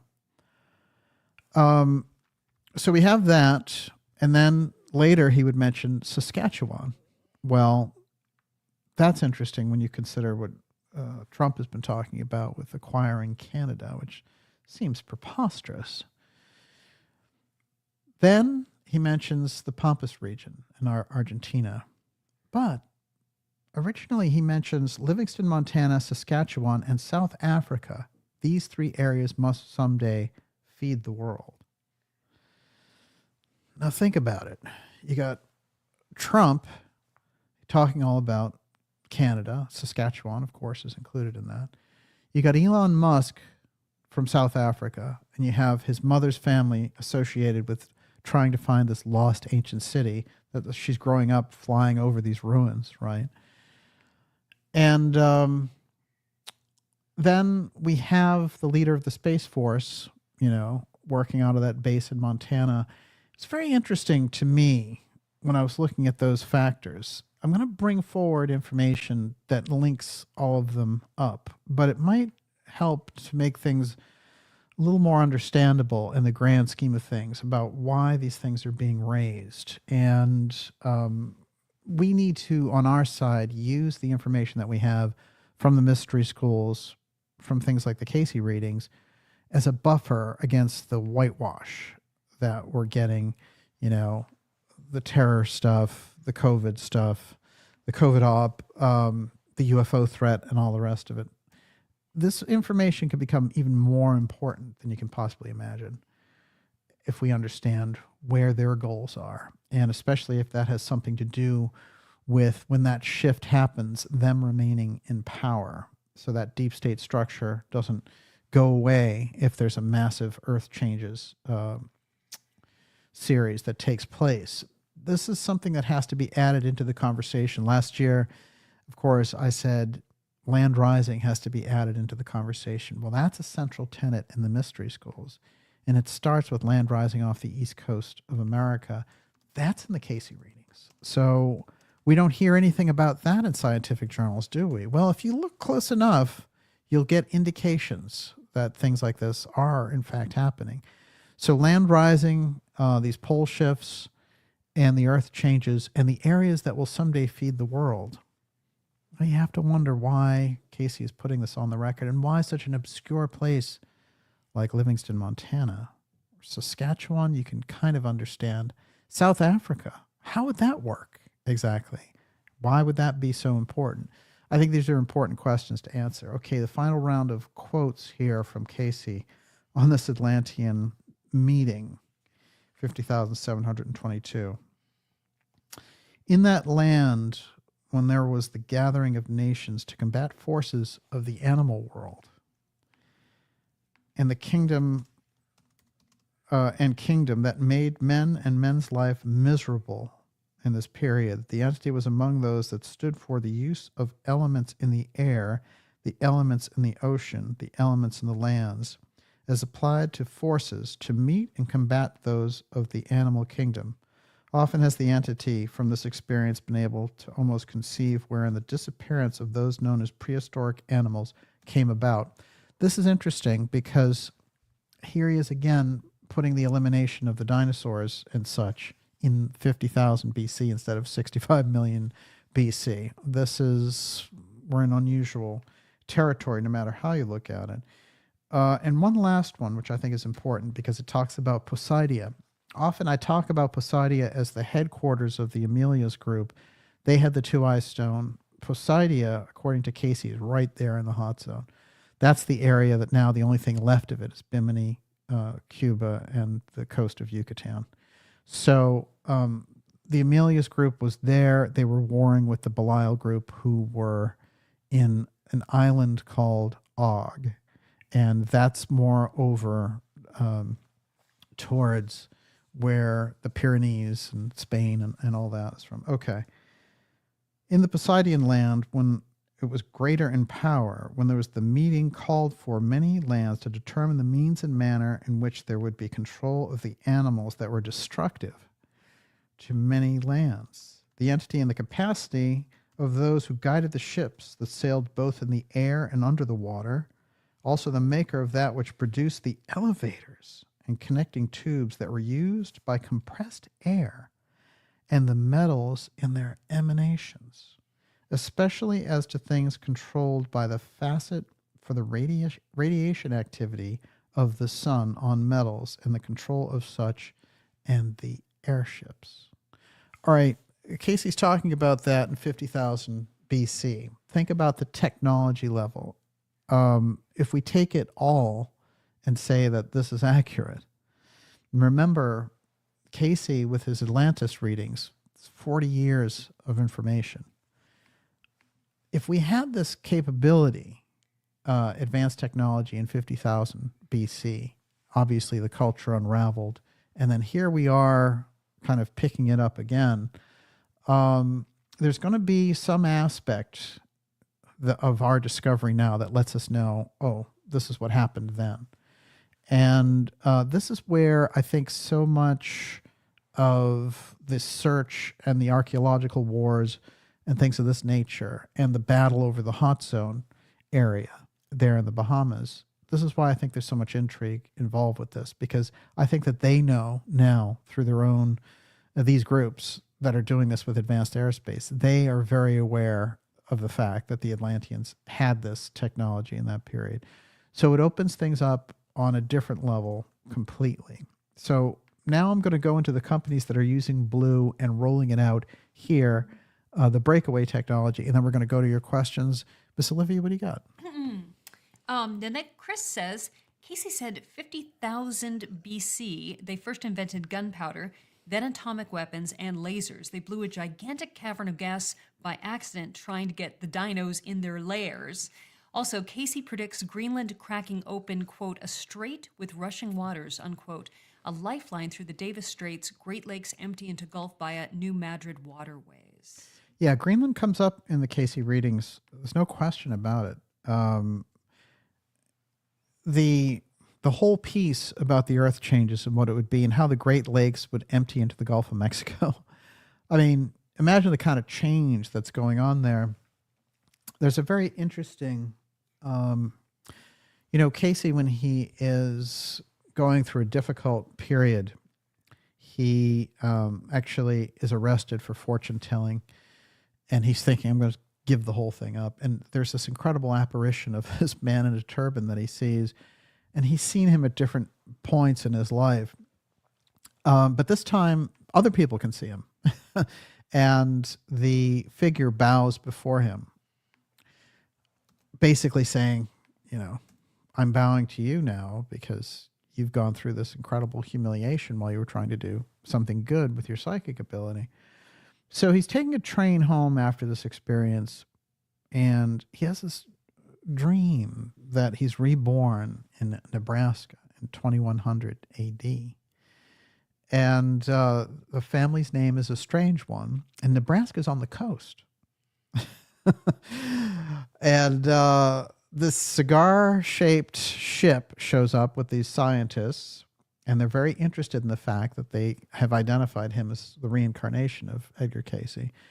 And they take him over, America, but to New York. And as he's looking down, all the houses are made of glass. And by the time they get to New York, it's completely devastated. And he asks where they are, and they say, oh, this is New York. And he's thinking to himself, this is either an earthquake or, basically an incredible war that took place here.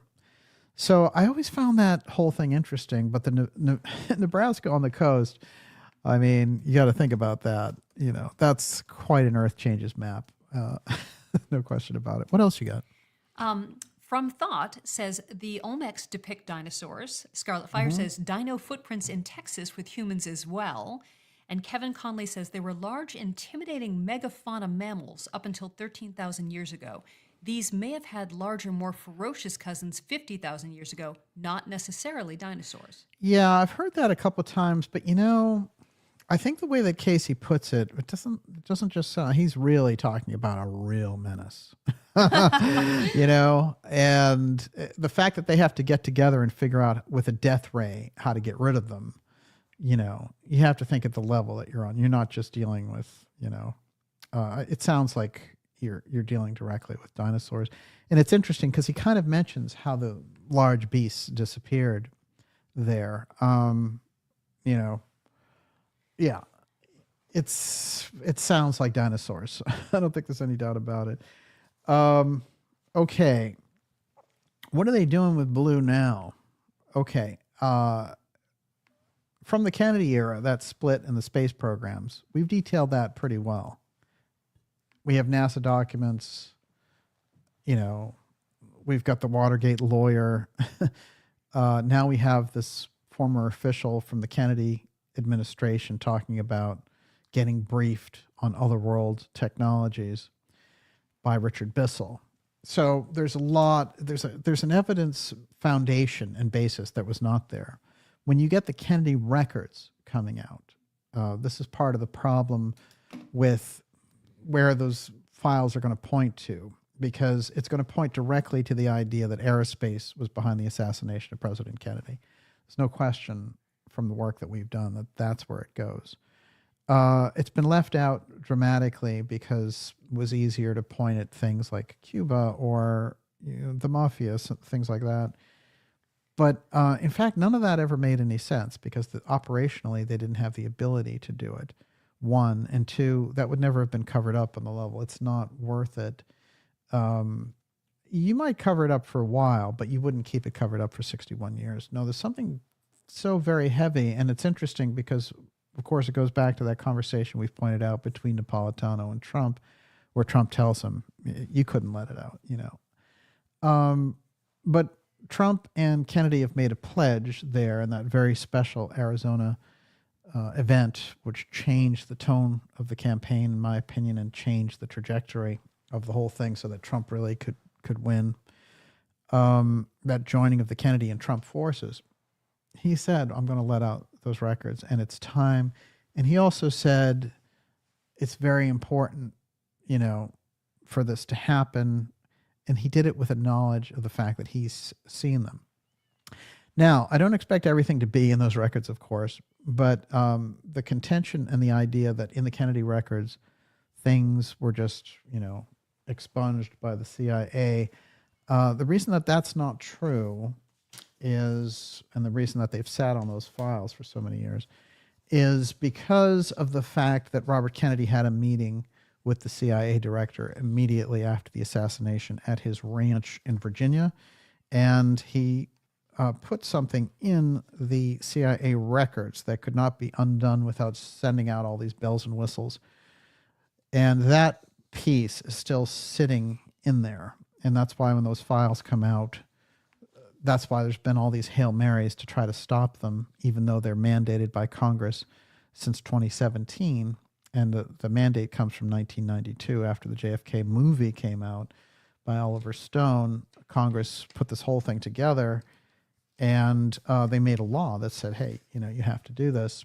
In 25 years, Trump had the opportunity to do it. Now he really is going to release them because he can see the corruption that's involved there. With people like Patel and Tulsi Gabbard and Ratcliffe and others, you're going to be able to release those records. There's no doubt in my mind about that. Okay, a couple of quick things here to round out that section so we can jump in. This is a picture. There was a scientist named Bonson who hired T.T. Brown, Thomas Townsend Brown, one of the deepest scientists that we had, who started NICAP and other UFO groups. And we've done a series of things on T.T. Brown. But there's a picture that has always been kind of disturbing in the archives. And it is an Adamski-style craft sitting in a tube. Where is this from? Of fluid. This is part of T.T. Brown's work with scientist Richard Bonson. Okay. From around what year? It's in 1959. Okay. And it's very odd because Bonson hired both T.T. Brown and Adamski. And Adamski, I've had people really take a second look at him because the FBI harassed him heavily based on the fact that he had identified in a wiretap the Melchizedek device, which was the same device that John Trump was sent in to find among Tesla's souvenirs. We did an episode called Brother Sunburst, which has all the information about Sunburst and his involvement And then before that, we did the Melchizedek UFO device. All these things, the Melchizedek device, the blue UFO file, and the X steganography, they're all related. And they are related directly to the JFK assassination, the secrecy around the UFO file, and the rollout of the breakaway technology in this period. So we have to be able to kind of walk and chew gum with these things and run them through the various eras. But that picture is crucial because Bonson himself will write a book about a group of advanced scientists and people who get together who are idealists, and they figure out how to make a flying saucer, and then they imitate an alien invasion, trying to get the Russians and the U.S. to the negotiating table. Well, we might have to do that again. In the original era where they set up blue and all the rest of it, the person in charge of the UFO file was Vannevar Bush. The crucial thing to know about Vannevar Bush is his understudy, his protege at MIT, this is something we put on the record, was John Trump, Professor John Trump. So it puts Trump, President Trump, in that ballpark. Sometimes people have had a time with this, not understanding the importance of it. And sometimes people will say, oh, it's Trump messianism or whatever, you know. It's a family heirloom. The fact that John Trump knew about the UFO file, knew about Tesla's work on that level, and then, you know, was close with his nephew, and Trump saying, oh, John Trump, at every occasion he can get his hands on, he'll say, oh, John, you know, Uncle John, the things he told me, you know, before anybody else told me anything. So we have to kind of keep that in mind as the era that we're in here, that the level of the deep state with Trump, this is part of the problem. This is the disconnect. This is why you had to peel people off in official circles around Trump, because he's in some sense on the same level as they are. Some of that comes from his work being the political protege of Roy Cohn, who knew where the bodies were buried in the deep state. But a lot of it comes from the heft of Trump's uncle, knowing this. Now, in the current period, I'm just going to take us into the drone swarms, who is potentially behind them and who stands to gain from this. And this is related directly to the blue technology, the blue UFO file, blue secret space program.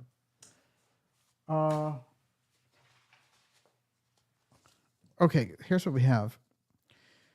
We have a company called Firefly Aerospace, which is flying a mission to the moon called Blue Ghost.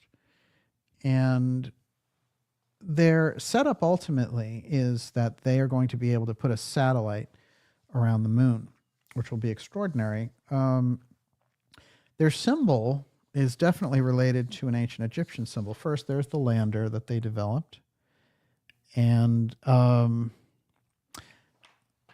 here, for example, as a comparison, is the falcon-headed symbol from ancient Egyptian pharaohs. There's no question, this and Mayan hieroglyphs, that lander has significance to both of them. Who is behind this company? Well, it's very interesting because they have a very deep link with NASA, but if you let it play out, you're going to see some interesting people, including Peter Thiel, showing up in relation to this. Blue Ghost is the mission to the moon. By the way, their launch is taking place very shortly. As a matter of fact, our friends Jeff Bezos and Blue Origin are doing a launch January 12th. They were supposed to do it today. It got delayed, in fact. And this is what they're hoping here to accomplish, which is to get this thing off to the moon. Now, it's a very interesting campaign around Blue Ghost, and the imagery, I think, absolutely fascinating in relation to NASA, and NASA, of course, funding these missions.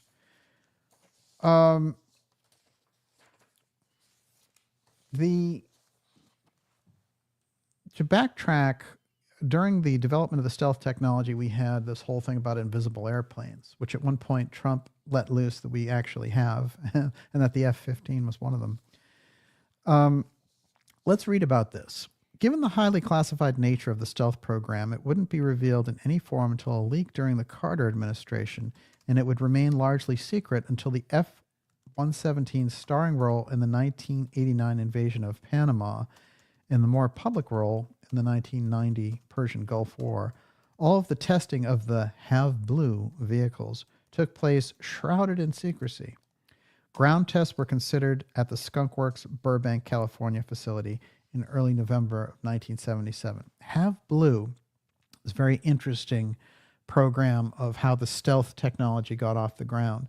There are a few reasons of them using the name, but they will drop the Have Blue aspect, just like the X steganography. The blue steganography works like that. They create a program, then it goes black, and then it shows back up with a different name. For flight testing, the aircraft was partially disassembled and flown to Groom Lake at Area 51. Now, the first plane would fly only 36 times before it was lost in a crash. In May of 78, as Park was landing at the end of a test, the plane suddenly pitched upward, causing a two-rear landing thing. Still, the aircraft was considered a success, and its successor was almost complete. The second aircraft actually had all of the stealth technology applied to it. So Have Blue are really where we got stealth from. And again, they're exercising the technology. That X technology is being rolled out through these programs. And we're getting the blue header again, just like Blue Gemini and in other places. Now, this is interesting. Nothing remains of either aircraft. What was left of them after their crashes were buried somewhere in the vast Nevada desert. Well, it strikes me as very unusual. Yeah, they just took a bulldozer and hid the evidence, as it were, said Burnett. There have been rumors over the years that people who were in the know have gone out trying to dig it up, but were not successful. If there's any real truth to those rumors, I don't know. Then again, this was a program that was closely held, so there aren't a lot of spare parts. Have Blue is very secretive, but again is locked in with this program. And stealth is important because invisibility becomes the next wave of stealth. So now let's go back to Blue Ghost and then think to ourselves, okay, they're involved in this launch. They are, with NASA's help, putting a satellite on the moon using this kind of Egyptian imagery. And they're also using blue and gold, which is that Masonic secrecy coloring. Now, Egyptian. Yes. Now, and just to give you a little compilation of names, this is just a short compilation. There's a much longer one. So Blue Ghost is the moon lander. That's Firefly Aerospace. Blue is the secret UFO file, of course. Blue Gemini, Blue Gill, Blue Origin. The Blue Drone, this is going to be very interesting. Blue Berets and Blue Force, and then ultimately the Blue Lodge, Albert Pike. Think about all of those things together. And some things, of course, like with X steganography and with blue steganography, some things will fit and some won't.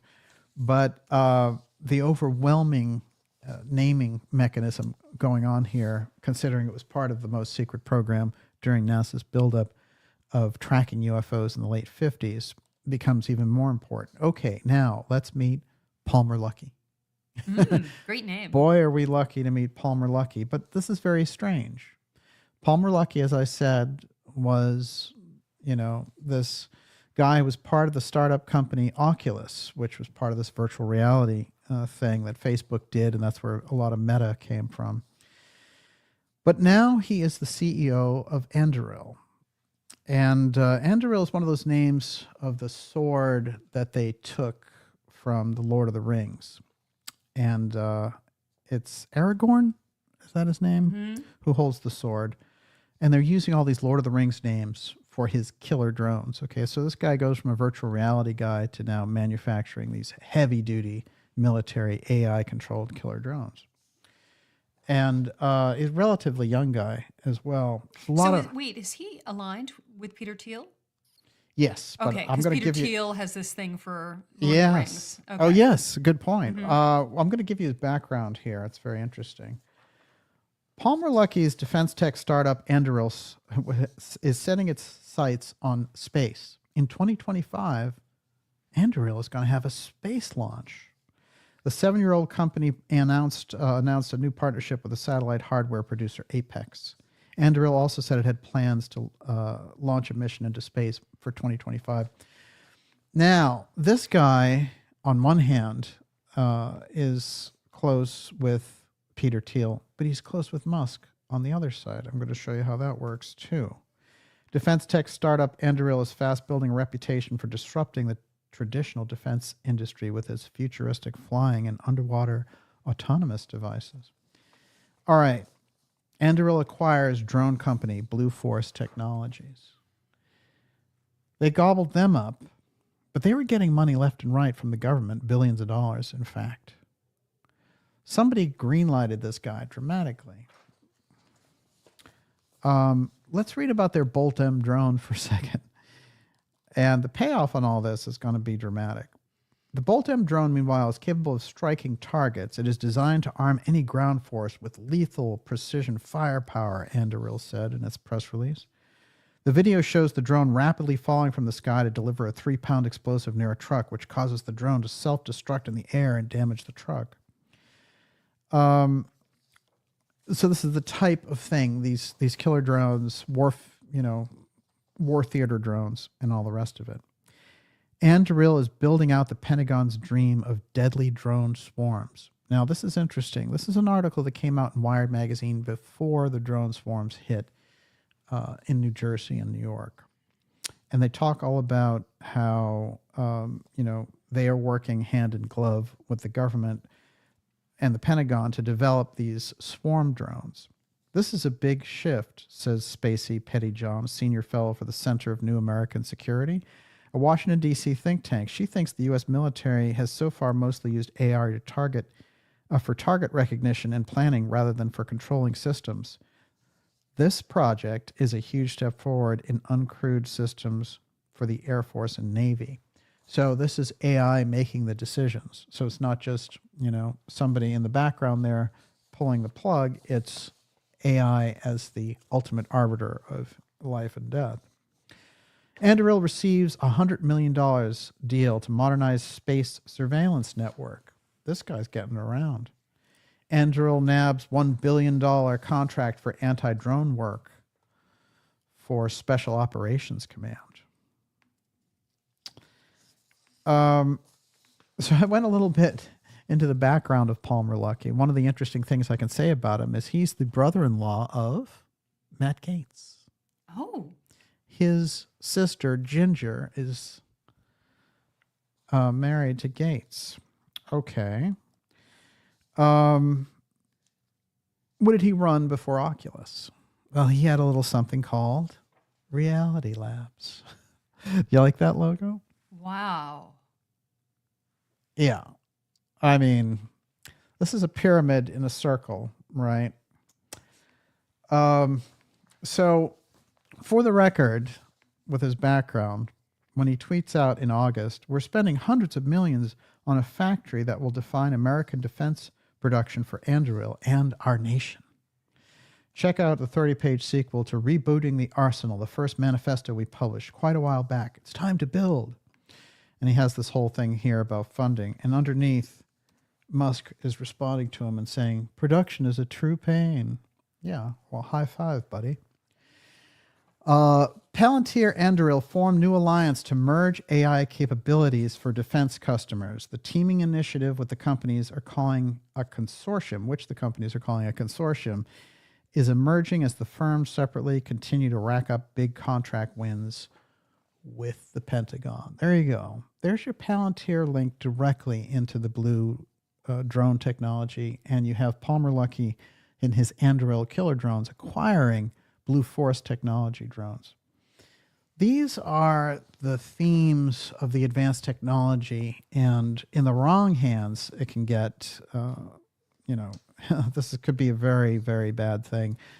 And this guy is very young, like 32-year-old defense contractor. So a lot of this stuff, has to be looked at and understood. And also the AI aspect has to be reeled back in. But what they see between the UAP gravy train and the Blue Technologies breakaway rollout, they see money signs, they see control, and they see feeding into the system.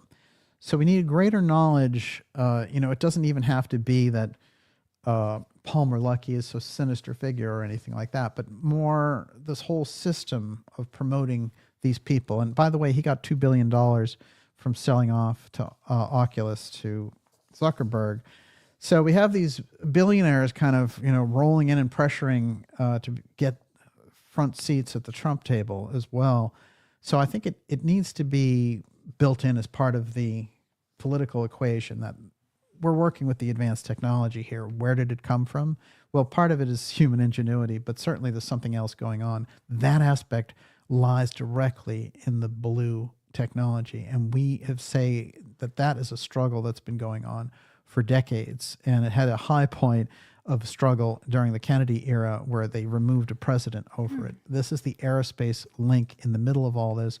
You've got Blue Ghost, you have Blue Technologies, and you have these drone swarm masters. Then you have these drone swarms going on that we don't find out anything about. You have the president-elect commenting on it and saying, I can't believe they're not talking about this, with all these high-level governors sitting around saying, there are actually drones that we don't know anything about. They're over our nuclear facilities and secret facilities in Virginia, Louisiana, and Wyoming.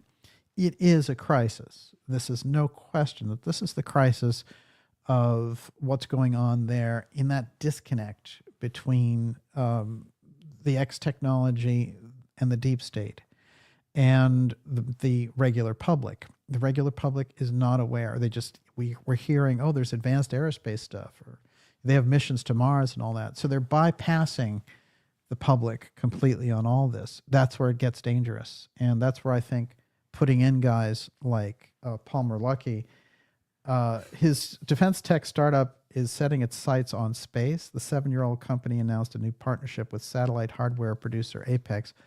All the green light lanes are open. Palantir is a very shady reputation, and interfaces directly with the CIA, profiling people, getting information, as part of a kind of minority report thing. So it requires a real kind of wake-up call around this. And the fact that he's Gates' brother-in-law is tricky as well. I think it's very interesting. But it's not any one individual, and it's not like this one guy or Blue Ghost is sinister. It is that combination of rolling out this thing when you have the false CIA UFO threat being rolled out to Congress, and they're incorporating these aspects that have been around. If a researcher would look at it properly, you could understand the steganography around X, around Blue. Then you see that it's kind of a runaway system that's going on its own power, and they're basically trying to embed themselves in the new administration. So this is where I think it becomes very important to call out what the nature of the technology is and how we get that advanced technology being rolled out, the breaking back in, as it were. And with that, Miss Olivia, you are up. I love it. Denise Bilby says, is this supposed to make us feel safe? Okay. Yeah, good point.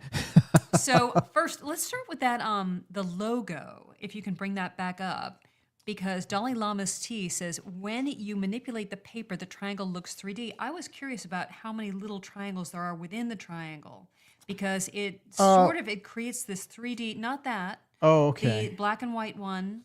And if you can find it, it's sort of simulating a portal.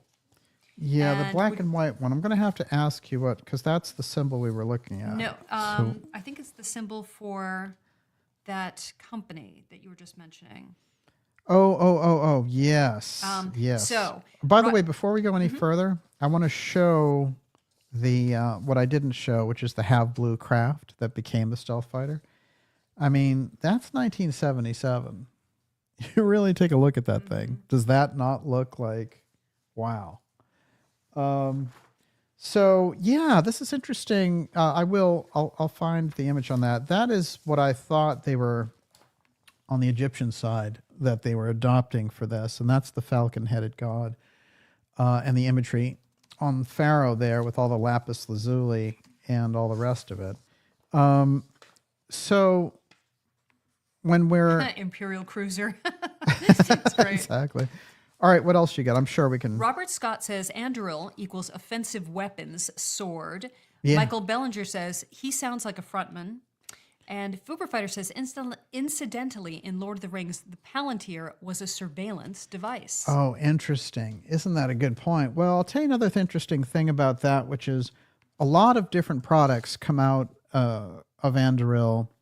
They come out directly from Lord of the Rings. So, this subset and that subset, they're all directly related to that Lord of the Rings piece. So they're going for something there. And very often they have to embed this in a mythology. And we've seen that with different programs. Sometimes, like when CERN was adopting the ALICE whole thing and they built the largest particle accelerator named ALICE. We have to get in line with why they're doing that. It's because they're working with certain types of archetypes, and a lot of that piece comes directly out of the mystery school knowledge and information. That's why there's the big crossover in aerospace relating to the mystery schools, because you have the whole concept of spirits of the air, and that's where in The Tempest we get those pieces about Shakespeare talking about the spirits of the air and Ariel and all the rest. Oh, was it Reality Labs? Is that what you were talking about? Yes. That's the company he came out of. So you stare at that and you start to trip out. Yeah. What I was good curious point. about is counting out all of those triangles, all those shapes You want to do there. it? Well, we're going to take the time right now. It looks but like a for later. Rubik's cube, but it's like a pyramid. But I do think it's interesting. Yeah, and it's all in design. Everything is deliberate. yes, Nothing is by accident. Absolutely. Well, there's an interesting tie-in with art here that I haven't got through because I wanted to get to your questions. I'm going to roll this in and then we'll keep on with the questions. Are you ready? You want to see where blue may have turned up in relation to all this coming out of the art world. Now, I've put this on the record before that the mystery schools, through figures like Hilda Klimt and Rudolf Steiner and others, he talked about how her artwork wouldn't be understood by the public and shouldn't be released for 100 years when she came to him with this.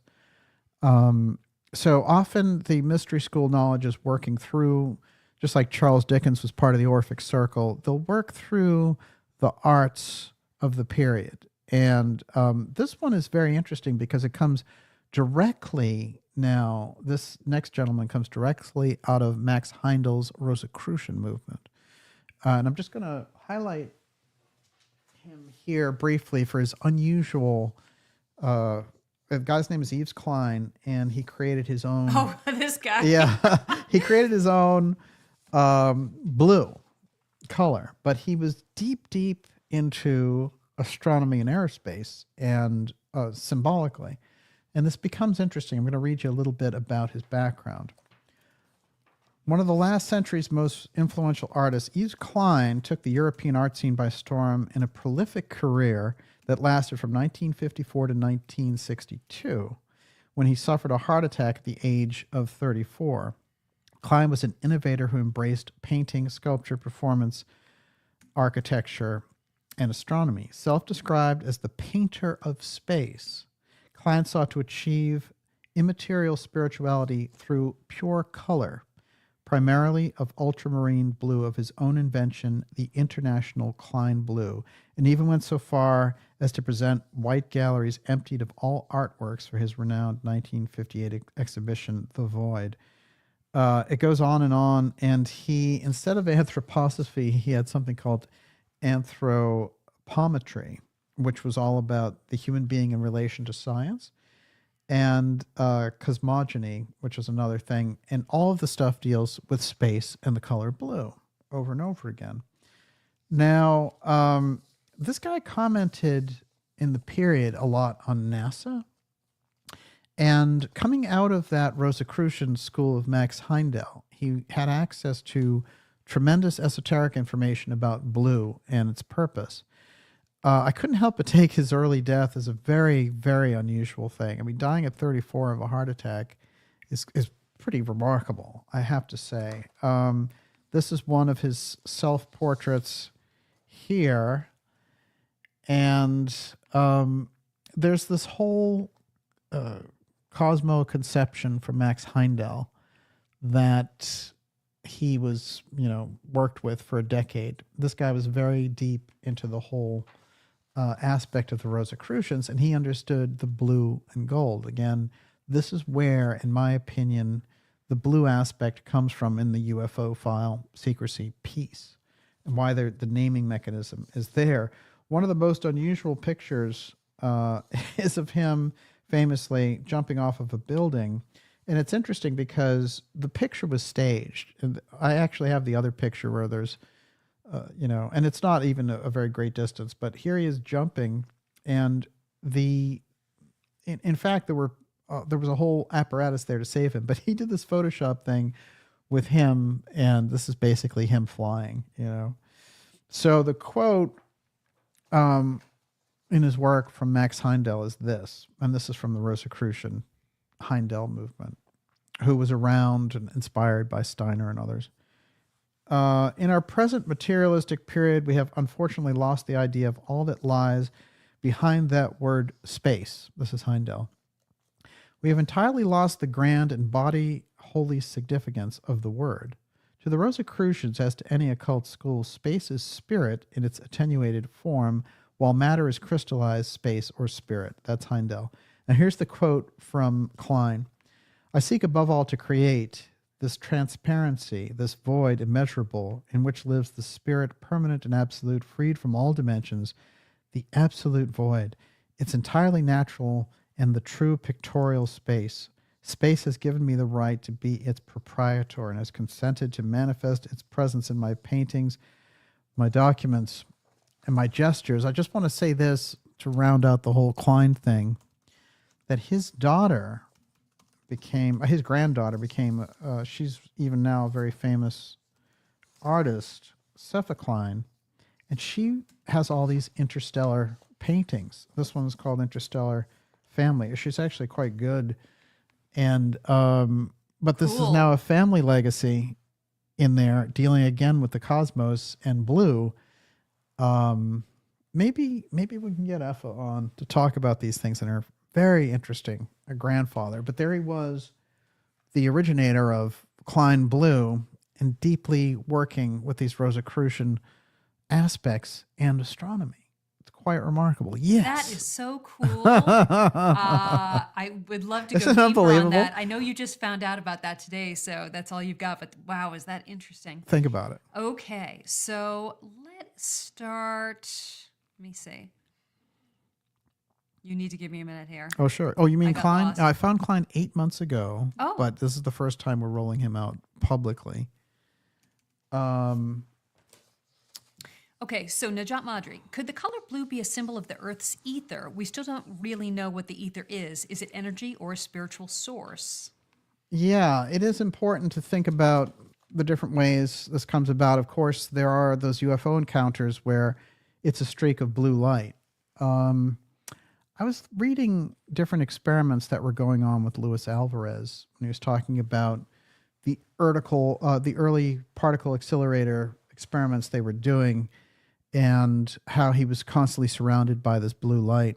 I think that there's a significance with blue and why they're using it in relation to the UFO file aspect.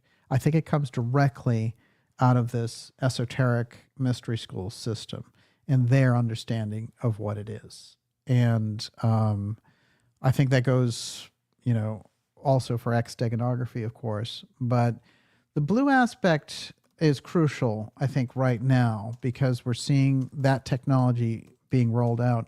So its origin and what it was originally used for or understood as is very important. It's interesting, again, if you go back to the Casey readings, you're going to find the two-eye stone often referred to as the blue stone. And of course, the stories that we had of Casey going to Arizona and finding the Lapis Cave, from where the singing stone that was at the, the Natural Museum in New York City, that singing stone that everyone could hear for a while until they moved it. So that whole thing about blue and the emphasis that the Egyptians put on blue, I think we're really getting somewhere with that. Yes. Edwin Bickle says cyanin glasses have blue lenses to help you see things you normally don't see. Oh, yes. Oh, yeah. No question about it. There's a whole thing about blue in the spectrum, for sure. There's blue radar. I mean, yeah, it goes pretty deep. And how much of it is related to this would be very interesting. See, I think what they're getting at is a lost art, as it were, and somehow it relates directly to that anti-gravitational aspect. Yes. Valerie Aries says, how did Bluetooth get its name significant at all? Wally Tango Foxtrot said, Bluetooth is a Viking/Norse origin connection, hence the rune. And Synergy Conscious says the cell phone is a surveillance device. The Patriot Act allows that device to digitally scan human bioelectric magnetic plasma fields, reading brainwaves/thoughts. There was a whole thread in the Ideas Room tonight about whether our phones are reading our minds at this point. Oh, yeah. Yeah. Well, it's interesting. One of the things that Steiner put across about the danger of the Ahriman period and the advent of Ahriman, the 21st century here, is that he will give everyone clairvoyance. But it'll be clairvoyance for them. It's like their own personal clairvoyance. So their visions can never kind of mesh, really. That's where you get the war of all against all. But ultimately, he was saying there's going to be a device that will give people clairvoyance. If you think about that, really, I think we've already seen examples where the technology reads our thoughts. For sure, it's listening. And for sure, we know that through Siri and all the rest of it. And Apple just apologized for listening in on all these conversations. So all of our devices are bugged. There's no question about that. The next level where thought gets transferred. What happens when they roll out that technology where the algorithm reads your thoughts? Well, that's a problem. That's a problem. And remember, what they're trying to do with the technology is get closer and closer in to the body, to the person. And that's why things like Neuralink that Musk wants to roll out are dangerous. And that's why any kind of chipping, human augmentation, that kind of thing, beyond helping a person who's handicapped live a full life, their implications, I think, are problematic on a dramatic level because of the people who are operating the stuff, and also that humanity isn't really to be merged in with mineral. It's not. There's no evolutionary step for that. That is a whole kind of scientific merging with the machine. And if you get real deep into it in that tree of life piece, you're going from animal into mineral. This is what they're trying to do. They're trying to bypass on the most secret level the advent up the tree of life through the spiritual stages. And they're trying to climb up some other way, as it were. So this is where we're getting so much of this. Yes. Oh, so fascinating. So Wally Tango Foxtrot says, old school blue tint glass from 100 years ago will detect orgone per Reich. Oh, yeah, that is really interesting. And he also, Reich plays into that, the UFO killer, the device, not a person, the Melchizedek thing. So there's going to be more on Reich that we're going to bring out. Very interesting for a lot of reasons. And they had to get him off the board pretty fast. I'm going to remind you, everyone, you're watching the Dark Journalist Show. This is X Series 184. This is the episode, Blue UFO File Secret Revealed. We're taking your questions And we have a little more to roll out here tonight, and we'll go with you for about another 15 minutes. I want to remind you, especially if you're new here, to go to darkjournalist.com and sign up for our newsletter. That's a free newsletter, but it keeps us in touch through the astounding, and I mean astounding, wall of censorship that we're up against in the work that we do, because these are powerful concepts that ripple out of the ideas room. And it's astonishing to me the amount of people who, after I hosted the Alex Jones show, came to me and said, how on earth, I'm interested in all these things, how on earth have I not heard of you? And became subscribers and things. You know, this is the nature of that heavy-duty censorship. Well, you can get around it all by signing up for the newsletter. It's free, and it lets you know about the incredible X-Series episodes that we have coming up for you on Friday nights here, and the remarkable interviews that you won't believe that we have scheduled for 2025, and remarkable documentaries, of course, the JFK final speech documentary. That's got the whole Antarctica UFO file and Bird's son in there. Just there's a lot in there, along with any live events and all the rest of it. It's all in that newsletter. So all you have to do is sign up there, and you're set. Miss Olivia, you're up. Okay, so Tina Borch says the Blue Lodge Albert Pike wrote the blueprint to is the One World Order. The One World Order. That's what it's called. Yes. You know, there's a few things. There's a weird misquote of Albert Pike going around, which has him talking all about World War III and stuff. He was around in 1875. So World War I hadn't happened, nor II. So, you know, there's a lot of interesting things about Pike. There was a great thing. Somebody put a meme out today, and it was like, don't believe what you read on the internet. And it was signed Abraham Lincoln. The quoting, there's a really big quoting attribution problem. Okay, in journalism, you know, even if you were like the most junior journalist, where's the source? That becomes absolutely crucial for any of this information. And also, you know, so that way when people lift things, also non-attribution, which we see so much of in the independent media. I've gone off on it enough in terms of my own work. And I think in the grand scheme of things, it just doesn't make any sense either, because, you know, so many people know about the work that if you just lift it, it makes you look like a thief.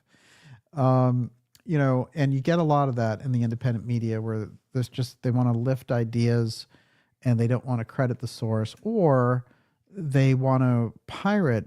And in my case, this happens. They want to pirate some of the deep research and put it behind somebody like Elizondo or something, you know. So that the CIA is in there taking their opponents and ripping off the narratives of their opponents and using it against them. That's where you get, you know, things with Lou coming out being like, I'm persecuted by the intelligence community. He is the intelligence community, you know. So we got to get real about this stuff. And I also think that if people are serious in the UFO field about getting to the root of things, you can't work with CIA people. Sorry. You know, they're counterintelligence agents. On the CIA side, there's too much of a program that is manipulating that process, you know. And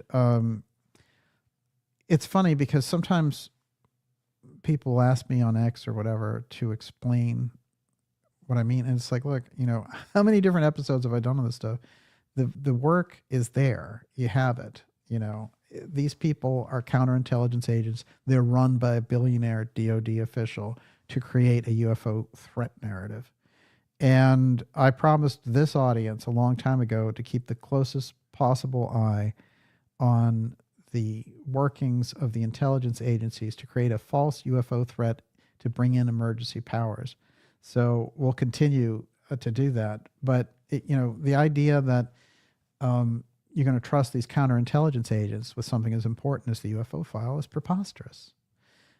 And some people will say, well, you know, there have been so many kind of loose cannons on the UFO thing, like weirdos and, you know, people who are mentally unstable claiming this and that. Well, you know, you sift through it, but you don't go to the UFO as your, you know, the CIA UFO narrative is your daddy. You know, you don't turn to a serial killer for aid and comfort. I mean, come on, you know, you don't go to the KKK, you know, if you are trying to create a togetherness rally with the NAACP. I mean, it is, it's so logical to steer clear of counterintelligence CIA agents when you get around the UFO file. It's absurd, and you have these guys now who used to be, very anti that, and they sit around having conversations about how they might get into the think tank now that the CIA is talking about this, and it's crazy to me. I don't know. I mean, that's beating down a community, right? The CIA did such a good job of discrediting all those people that when they offer them a few crumbs, they lose all their virtue in the rush to get something for the work that they've done. But that's not how it works, and if you want to do good work, here's the thing about journalism, and I want to say it to anyone who's doing independent journalism, working in the mainstream media or whatever. It is a truth-telling business. If you can't tell the truth, get out of the business. It doesn't make any sense. Go run something else, go do something else. There's plenty of places that demand your lack of a conscience, like Wall Street, for example. Or maybe, I actually love that you brought up the word virtue, because that is yeah. certainly what we are lacking and what we need so much on the planet right now. Go where you can be virtuous. If you can't do it where you are, find a place where you can be, where you can afford to be virtuous. Yeah, I think it's important. And the thing is not to preach at anybody. Every researcher does their own thing. That's just the nature of the thing. But when you see such a wave kissing up to the intel machine and, the kind of money that's involved, it's a disgrace. At least we've brought the contrast in. So an honest person can find the answers in the thing that we've tried to bring forward on this program. And it's not even to make myself out as some great honest person who only tells the truth.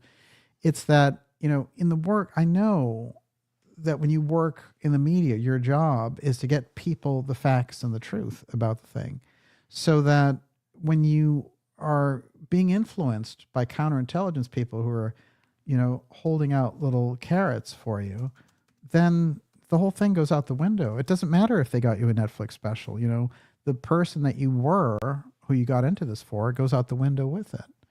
So I've seen a lot of them, and they were people who I originally thought had, based on their work, had a much greater understanding of things. But that UFO field is a gigantic disappointment, and the reason it's a disappointment is because they're not interested in the truth, and that's a problem. So I don't think of that so much as a field. I think that the deep state researchers are much more on the ball and understand how the government stuff works. So what I'd like to do is influence the deep state researchers who have incredible backgrounds in research to get into the UFO file, because at least the UFO file researchers know that there's a UFO file. That's a huge advantage, and but we need much better researchers on that side. Yes. Michael Bellinger, Casey had a reading. There are human colonies on the moon. As spirits before coming here, a child told her friends of her life on the moon. Father spanked her for lying. She lost those sweet memories. Do you know about this reading? Yeah, every planetary sphere has a body, but it's not a physical body the way we understand it. And Casey actually said that in Mars, for example, the body was the closest. In Venus, the body was as close as it is on Earth. But these are different schools, they're different realms of activity. And so we have a physical representation of what these things are, but they have a kind of a spiritual implication. So, there's a body on the moon. If you go into the development of humanity, in anthroposophy, through the Steiner readings, he talks about how the moon was the center for that. He talks about those moon beings. And, so the only problem with it is you're talking about it. The way to talk about it is very important, because the moon body is different. Just like if you talk about the astral body, you might be able to project your astral body so that people would actually see you in a place. We know that this has happened with different individuals. And that body can be seen by people who can attune.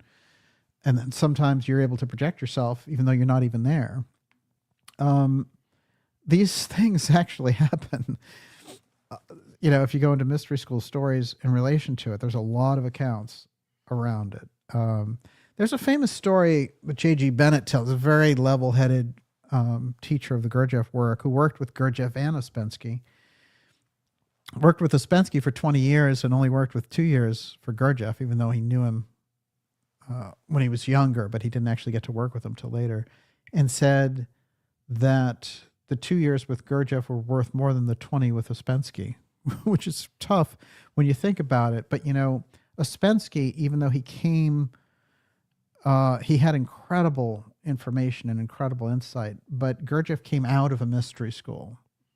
So, this is the difference there. And it's interesting because when Casey reflects and they ask him about Ouspensky, he goes, oh yeah, in a previous life, he was among the people, he was the record keeper in the Mount.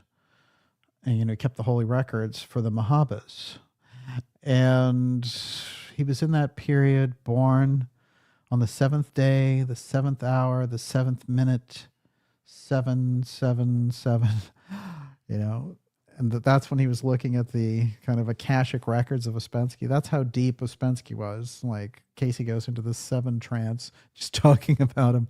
So yeah, it's quite remarkable, the type of body that you are and that you can be. There's a story about Gurdjieff with Bennett where Bennett, Gurdjieff says, what do you want me to teach you? And he says, I want to know how to astrally project. And Gurdjieff says, well, that's not even that big a deal.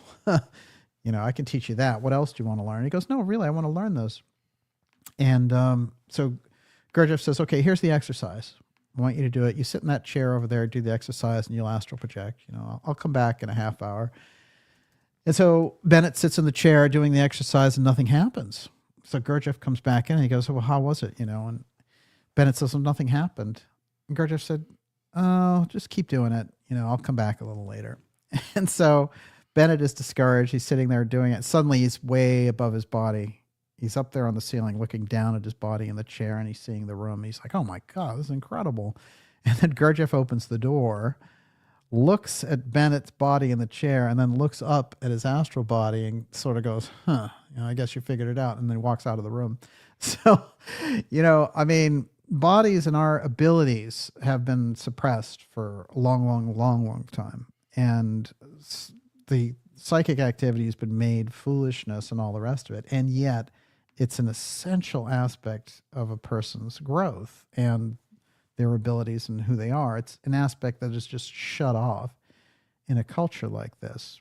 When I was doing that whole thing about the Sami last week or 2 weeks ago, it's part of their normal culture. That child inside the Sami culture is going to be raised with that psychic part celebrated. So it's going to come, it's not going to be latent. It's going to be manifested, right? I guess we should ask Renee Zellweger about that. Everyone, you're watching the Dark Journalist Show. Blue UFO File Secret Revealed. This is X Series 184. We're going to take a couple more of your questions, and then it's over and out for tonight. But whoa, the Blue UFO File and the acquisition of that and its use for good or evil by the military and these aerospace groups becomes more and more crucial, and more information we're bringing forward to you about it. Including some of the biggest players in the whole defense contractor aspect, and putting Anduril under a microscope with the Palantir, Musk influence and all the rest of it. And then the drone swarms. What's going on here? That's what Trump was trying to say today as well. We have to get to the bottom of that. And so keep it in mind. And also we're going to do a follow-up on all of the blue information, but that's not coming up. It's going to be rolled into the documentary that we're doing. And we have another installment of our docuseries, Hacking Atlantis, the Craze and the Hot Zone. So those things are coming up for you this spring. Yes, Miss Olivia, you got it. Stimpy says, I like Bluebeam because it covers 3 topics: false flags, false disclosure, and New World Order. And that Chris says, Project Bluebeam patents online. Blue lasers will not cut blue materials. holographic blue beam projections undetectable with eyes but show up on infrared, superdop microwave satellite feed. Nevermore says Operation Blue Jay created the Thule Air Force Base in Greenland. Yes. That's very interesting. This is fascinating, and Chi-Chi Young's talked about this, but that base, which was built during World War II to keep an eye on things, and was not revealed till much later, also had the blue naming mechanism, but it was in Greenland. It's an interesting story that John Keel tells about Greenland, and a story he tracked down about the military going into Greenland, the U.S. military, because there was something deep in the ice that was transmitting, and they felt like this was a prelude to something that would be kind of, war material. And the thing that they discovered had no antecedent. It wasn't Nazi technology.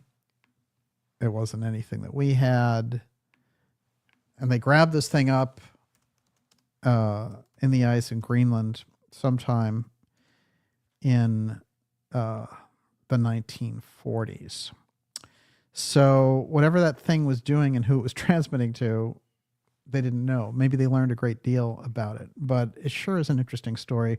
Greenland, I think that whole piece is going to become interesting, and I think it is related to this Earth changes aspect.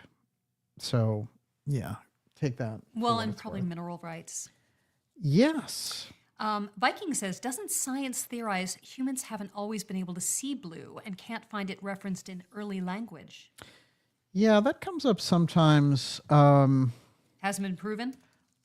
No, it is interesting, though. I will show you a picture of Blue Gemini. It's rare because that is the original UFO tracker right there. Blue Gemini, which they try to do outside of the auspices of Kennedy's approval over at NASA. Kennedy, as I mentioned, went in with McNamara and said, tell those people not to create a second program that I don't have oversight over. That's where you get the split. That's where the indication is of the secret space program. And that's, where you get them working with that exotic technology there. We have to keep that in mind as we go. And I think there was something else. Oh, you know what? I've shown this on a few occasions, but I want you to keep this in mind with Blue and our friend Bezos. Okay. So this thing is called Blue Ring. Okay. Bezos is launching this, and they're offering it out to different companies saying, hey, you can survey anything on the Earth. Just make us your guide. This is Blue Ring. All right. There's that whole Lord of the Rings thing. All right. There you go. But what's interesting is the nature of Blue Origin, of course. It's almost like you could say, oh, it's the Blue technology versus the X technology, with X steganography, SpaceX, and Blue Origin, Bezos. So, in many ways, like I've said, that technology is the same thing, but the program use and the way that stuff has been rolled out, I find if we can separate the names, we're in interesting shape. This is Kennedy.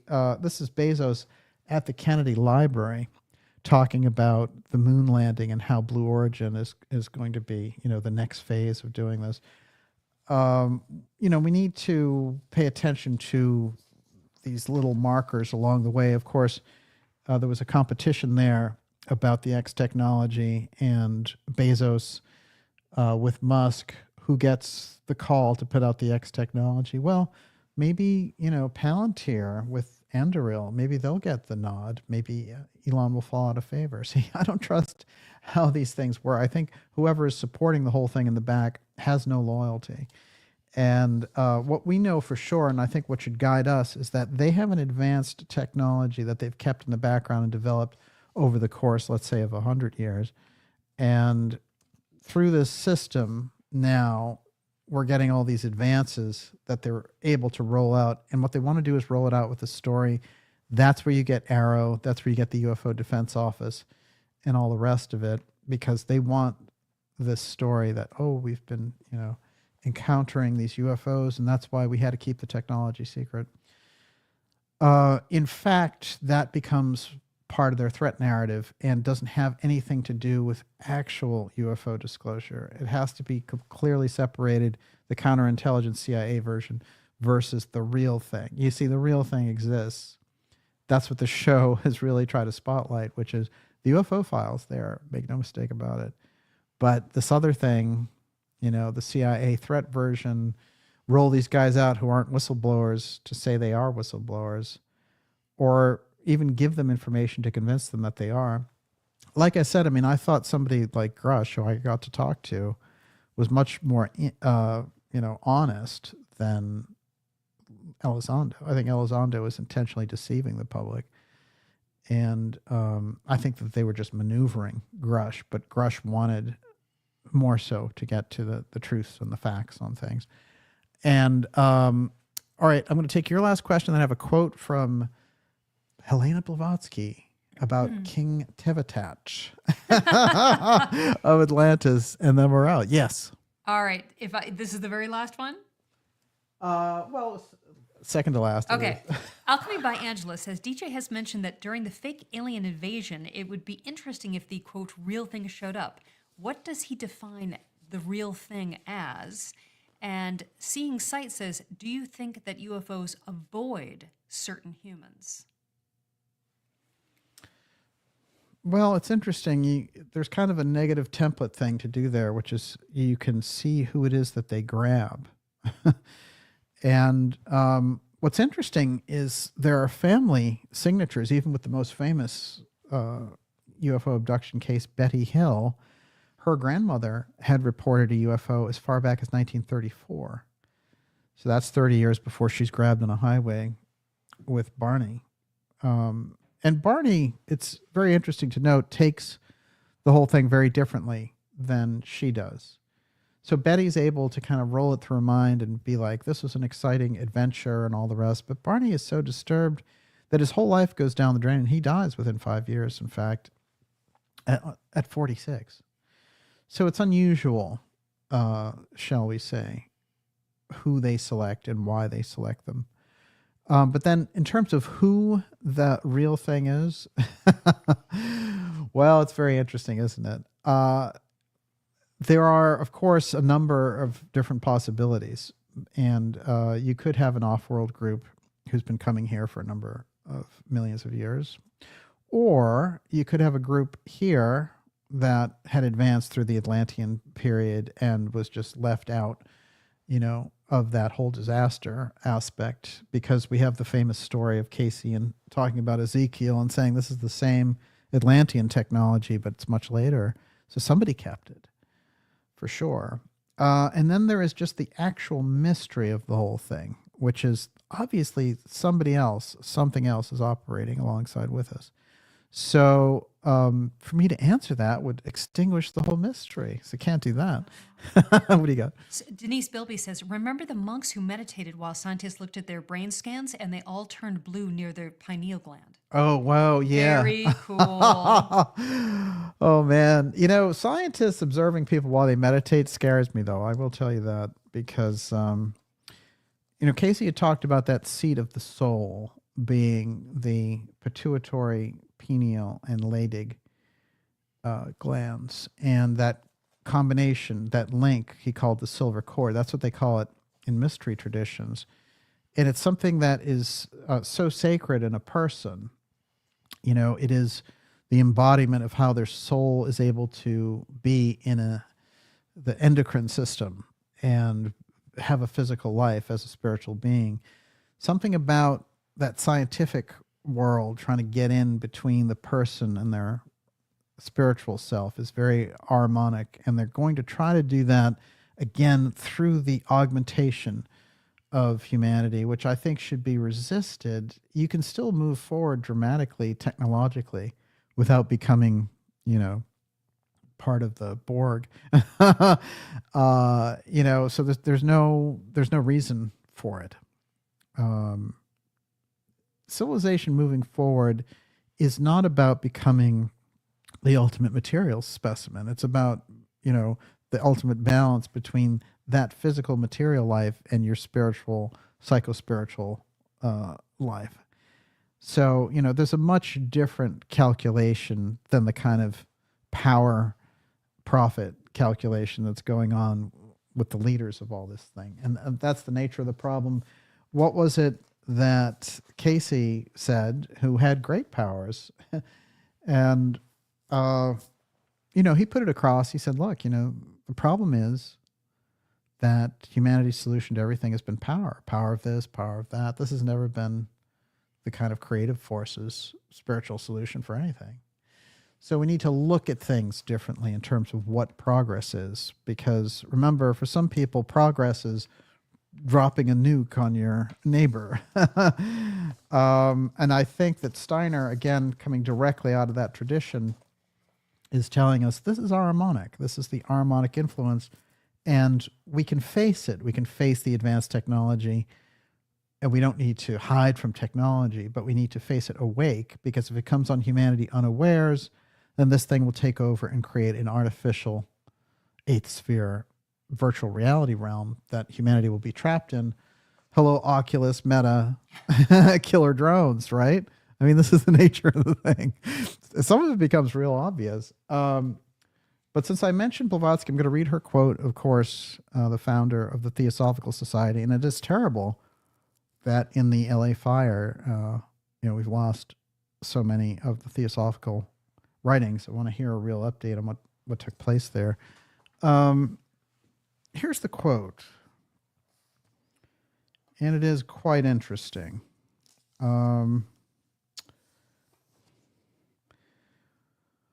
We have to add that the class of hierophants was divided into two distinct categories in Atlantis.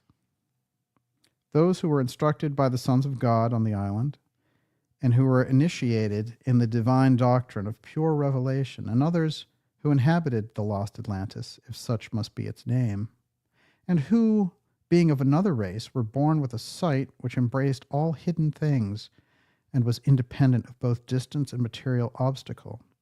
In short, they were the fourth race of men mentioned in the Popol Vuh. That's the Mayan histories there. And whose sight was unlimited and who knew all things at once. They were perhaps what we would now term natural-born mediums, natural-born psychics, who neither struggled nor suffered to obtain their knowledge, nor did they acquire it at the price of any sacrifice.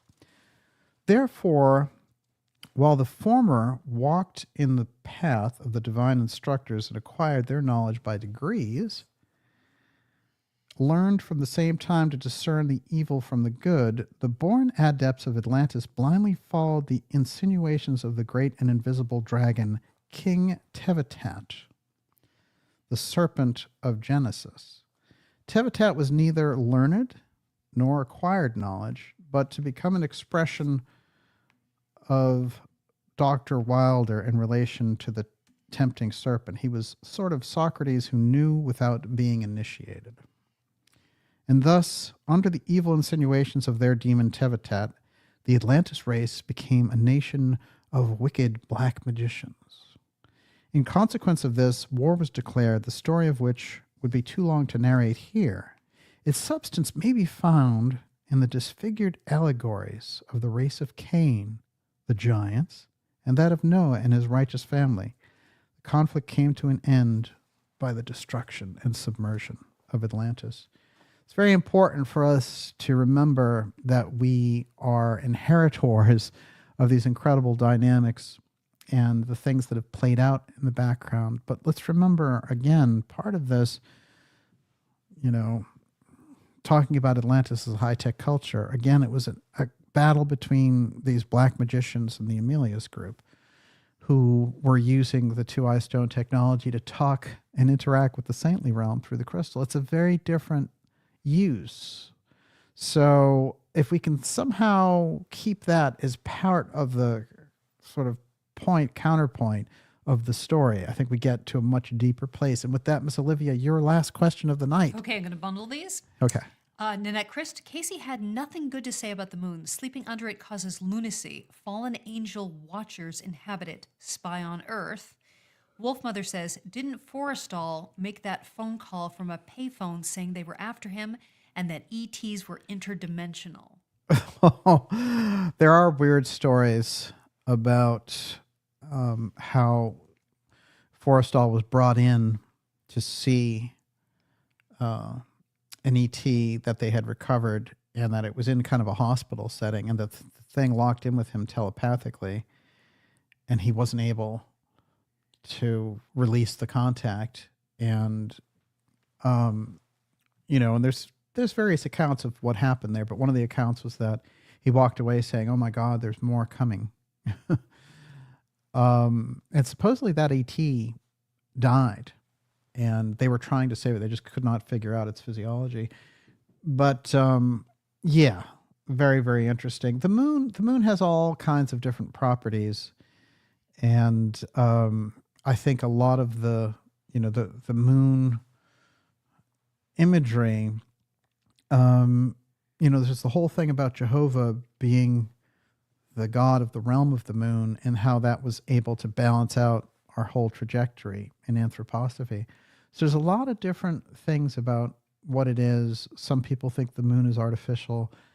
There's so much mystery in relation to it. I'll tell you what's fascinating is there are so many accounts by reputable people who were either part of NASA or another aerospace outfit, who came out later and said, it was either my job to eliminate the images of things, or that I was part of this process. Somehow I saw that this is what it originally looked like, and this is what it looked like afterwards. So they found ruins, they found structures there.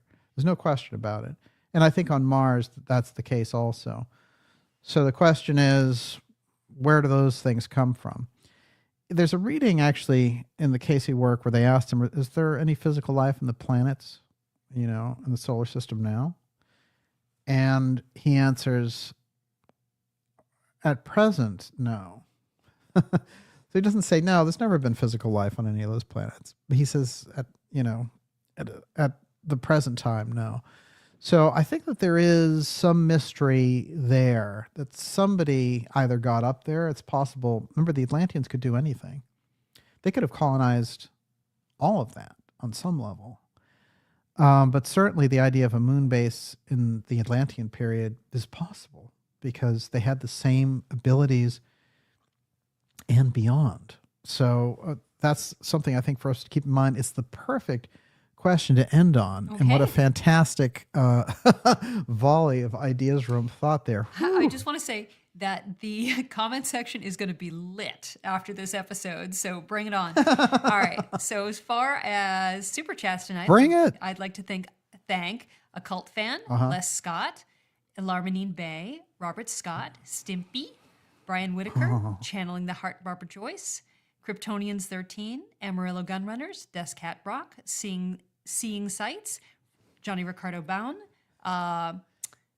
Hermes, St. John Penwell Chidester III, B. Brax, Shrip Shaman G, Cactus 64, Jenny Runco, and Tommy Van Gulpel, and Erica Swedson Elliott. Thank you so much for your generous super chats. Well, fantastic. We really appreciate your support. And to all our subscribers, thank you. We could not do this work without you. It makes a crucial difference. And if you're considering being a subscriber to Dark Journalist, now is the perfect time to do it. 2025 is going to be an explosive year with what we do. I'm going to do a couple of shout outs before we leave here tonight. Let's see what we got. Corey Anderson, it's great to see you. What is that? Gigi Young speaks about the moon, says Fiona, on a deep esoteric level, including what the structures are on the moon and what they are for. Absolutely. Look, Gigi's work is so innovative. It is the ultimate adjunct to what we do. And trust me, she has a fantastic point of view and insight and psychic insight into all of these things when you're dealing with this. And so she's very unusual in that sense right now, but also the work that she's put out on GGYoung.com and on her YouTube channel. Highly, highly recommend it. And we're going to have her back here very soon. And you know, she's a great friend and a great ally of the show, that everything we do here. Constable, Rose Thistle Artworks, Corey Anderson, Wally Tango. Wow. Let's see. Mercury and the moon are like twins. Yeah, I don't know if you ever, Guillermo, if you've ever seen the episode where we went over Steiner talking about how Mercury and Venus were switched at a certain point, but it's quite interesting. Jen Passavant, it's great to see you out there. Non-physical. I think you're talking about the moon there. Ms. Penelope, Kevin Bowman. What are the chances we could do a straight show of looking at the moon from every angle? Oh, absolutely. Yeah. Yeah. It's a great idea. And we'll probably do that sooner than later. Let's see. Pink Floyd. I like that. Thank you, Super Chatters. Gypsy Moon. It's great to see you out there.